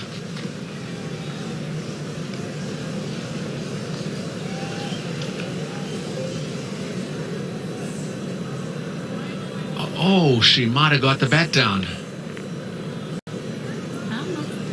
I don't know. The bat looks probably still in the air as she broke the stumps. I'm just looking for the ball as well. Kaz, where's the ball? Looks like the ball's in the left hand, and it looks like it's not under control. Yeah, I think benefit of the doubt there, obviously, to the batsman. And that's what's happening, I'm sure. Yep, there it is, not out. So final over. Now it's all out destruction. They still have at least 2 wickets in the bank for the last over, so now they'll have timed it to say anything goes. And Trisha Chetty, importantly for South Africa's on strike to Diana Baig. She's into her final over. 3 for 27 again. You know, it's a limp dismissal. Wow, I'm saying it's important for her to be on strike, and she's just lobbed it straight up to short cover. The end of a useful hand, but it's a rather ignominious end. A 4th wicket for Diana Baig. She's by far and away the leading bowler in the competition. And Chetty's gone for 34, 198 for 9.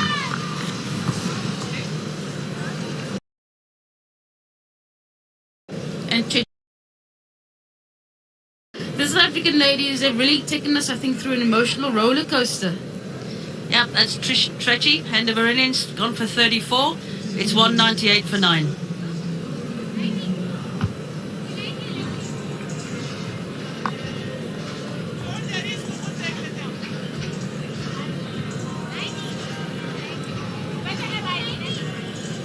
Can you credit this fight back by Pakistan? Once again, when they've looked out of the game, they've just stuck to their task, stuck to their disciplines.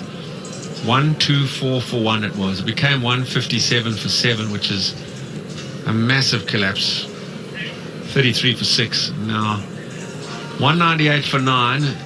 It's certainly something Pakistan, the way they have chased, they'll feel they can run this one down. But what they will need is a good start, because they've been 70 for 5 in both run chases. And they want the upper order to contribute more, because you've had Nida Dar and Alia Riaz and Diana Baig down the order producing with the bat. But they've always been from fairly tough positions. So Nkululeko Mlaba's on strike now for the last 5 balls of the innings. And she's off the mark. Diana Baig desperately looking for a 5 for here, and what an opportunity she's got. Yeah, and she fully deserves it as well. But David Hemp, the new coach of Pakistan, must be happy with the performances of Pakistan in these 3 ODIs. Although not getting the results, but obviously just from the way that they've played in every game. Kaka hits and goes and is denied by Mlaba. Yeah, I think he would be. I think because the graph's gone the right way. I think the rust off in the first performance, some of the experienced players have done well, like a Baig. Javeria Khan hasn't really come to the party with the bat, the skipper. Perhaps the load of the captaincy with Bismar Maroof not coming on this trip has weighed a little heavily on her. But I think there's pluses in Nida Dar, Alia Riaz, Diana Baig certainly, and Nashra Sandhu, the spinner, has been outstanding. High in the sky, who wants it? Looks like it could fall safe. It is. And up comes the 200 for South Africa.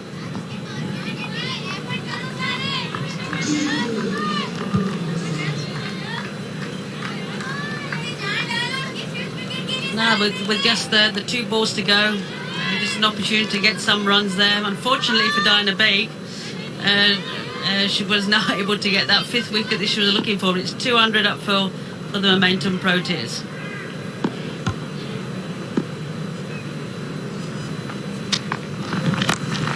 Smashed into the deep. Should be taken. Oh, she's misjudged it. It's fallen short. So another bonus single for South Africa. Diana Baig is in sight of her career best bowling figures. Her previous best is 4 for 34 against the West Indies. So other than this last delivery going out the ground, she'll have a CB.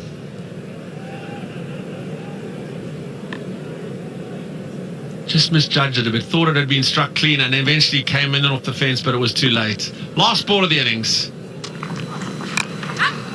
They'll run for anything. Here's a chance of the run out. Yeah, it's easily executed.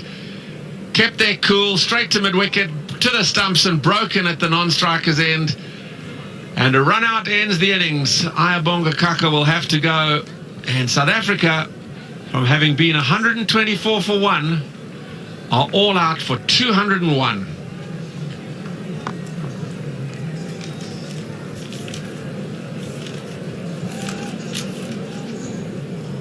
Yep, had to take that chance off the last ball. Diana Baig collected the ball safely and back onto the stumps and well out of the crease there. South Africa all out for the 201. 200 for 9 they defended on the first ODI. Can they do it again? A useful contribution from the lower order. Kaka out for 10.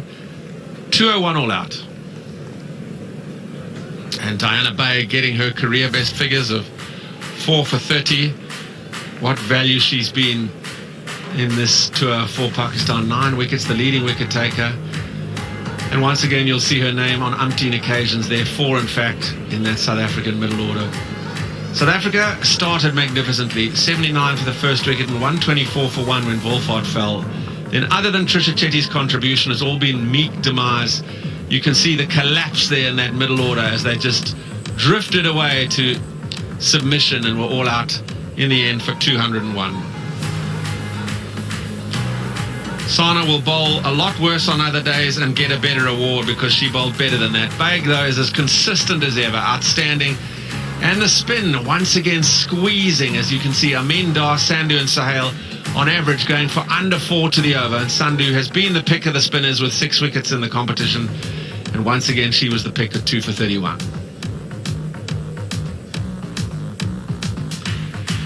So they fell just short of 200 on the first ODI, bowled out for 197. Today they've got 202 to get. I think Pakistan will back themselves to achieve this on this occasion and get a consolation victory.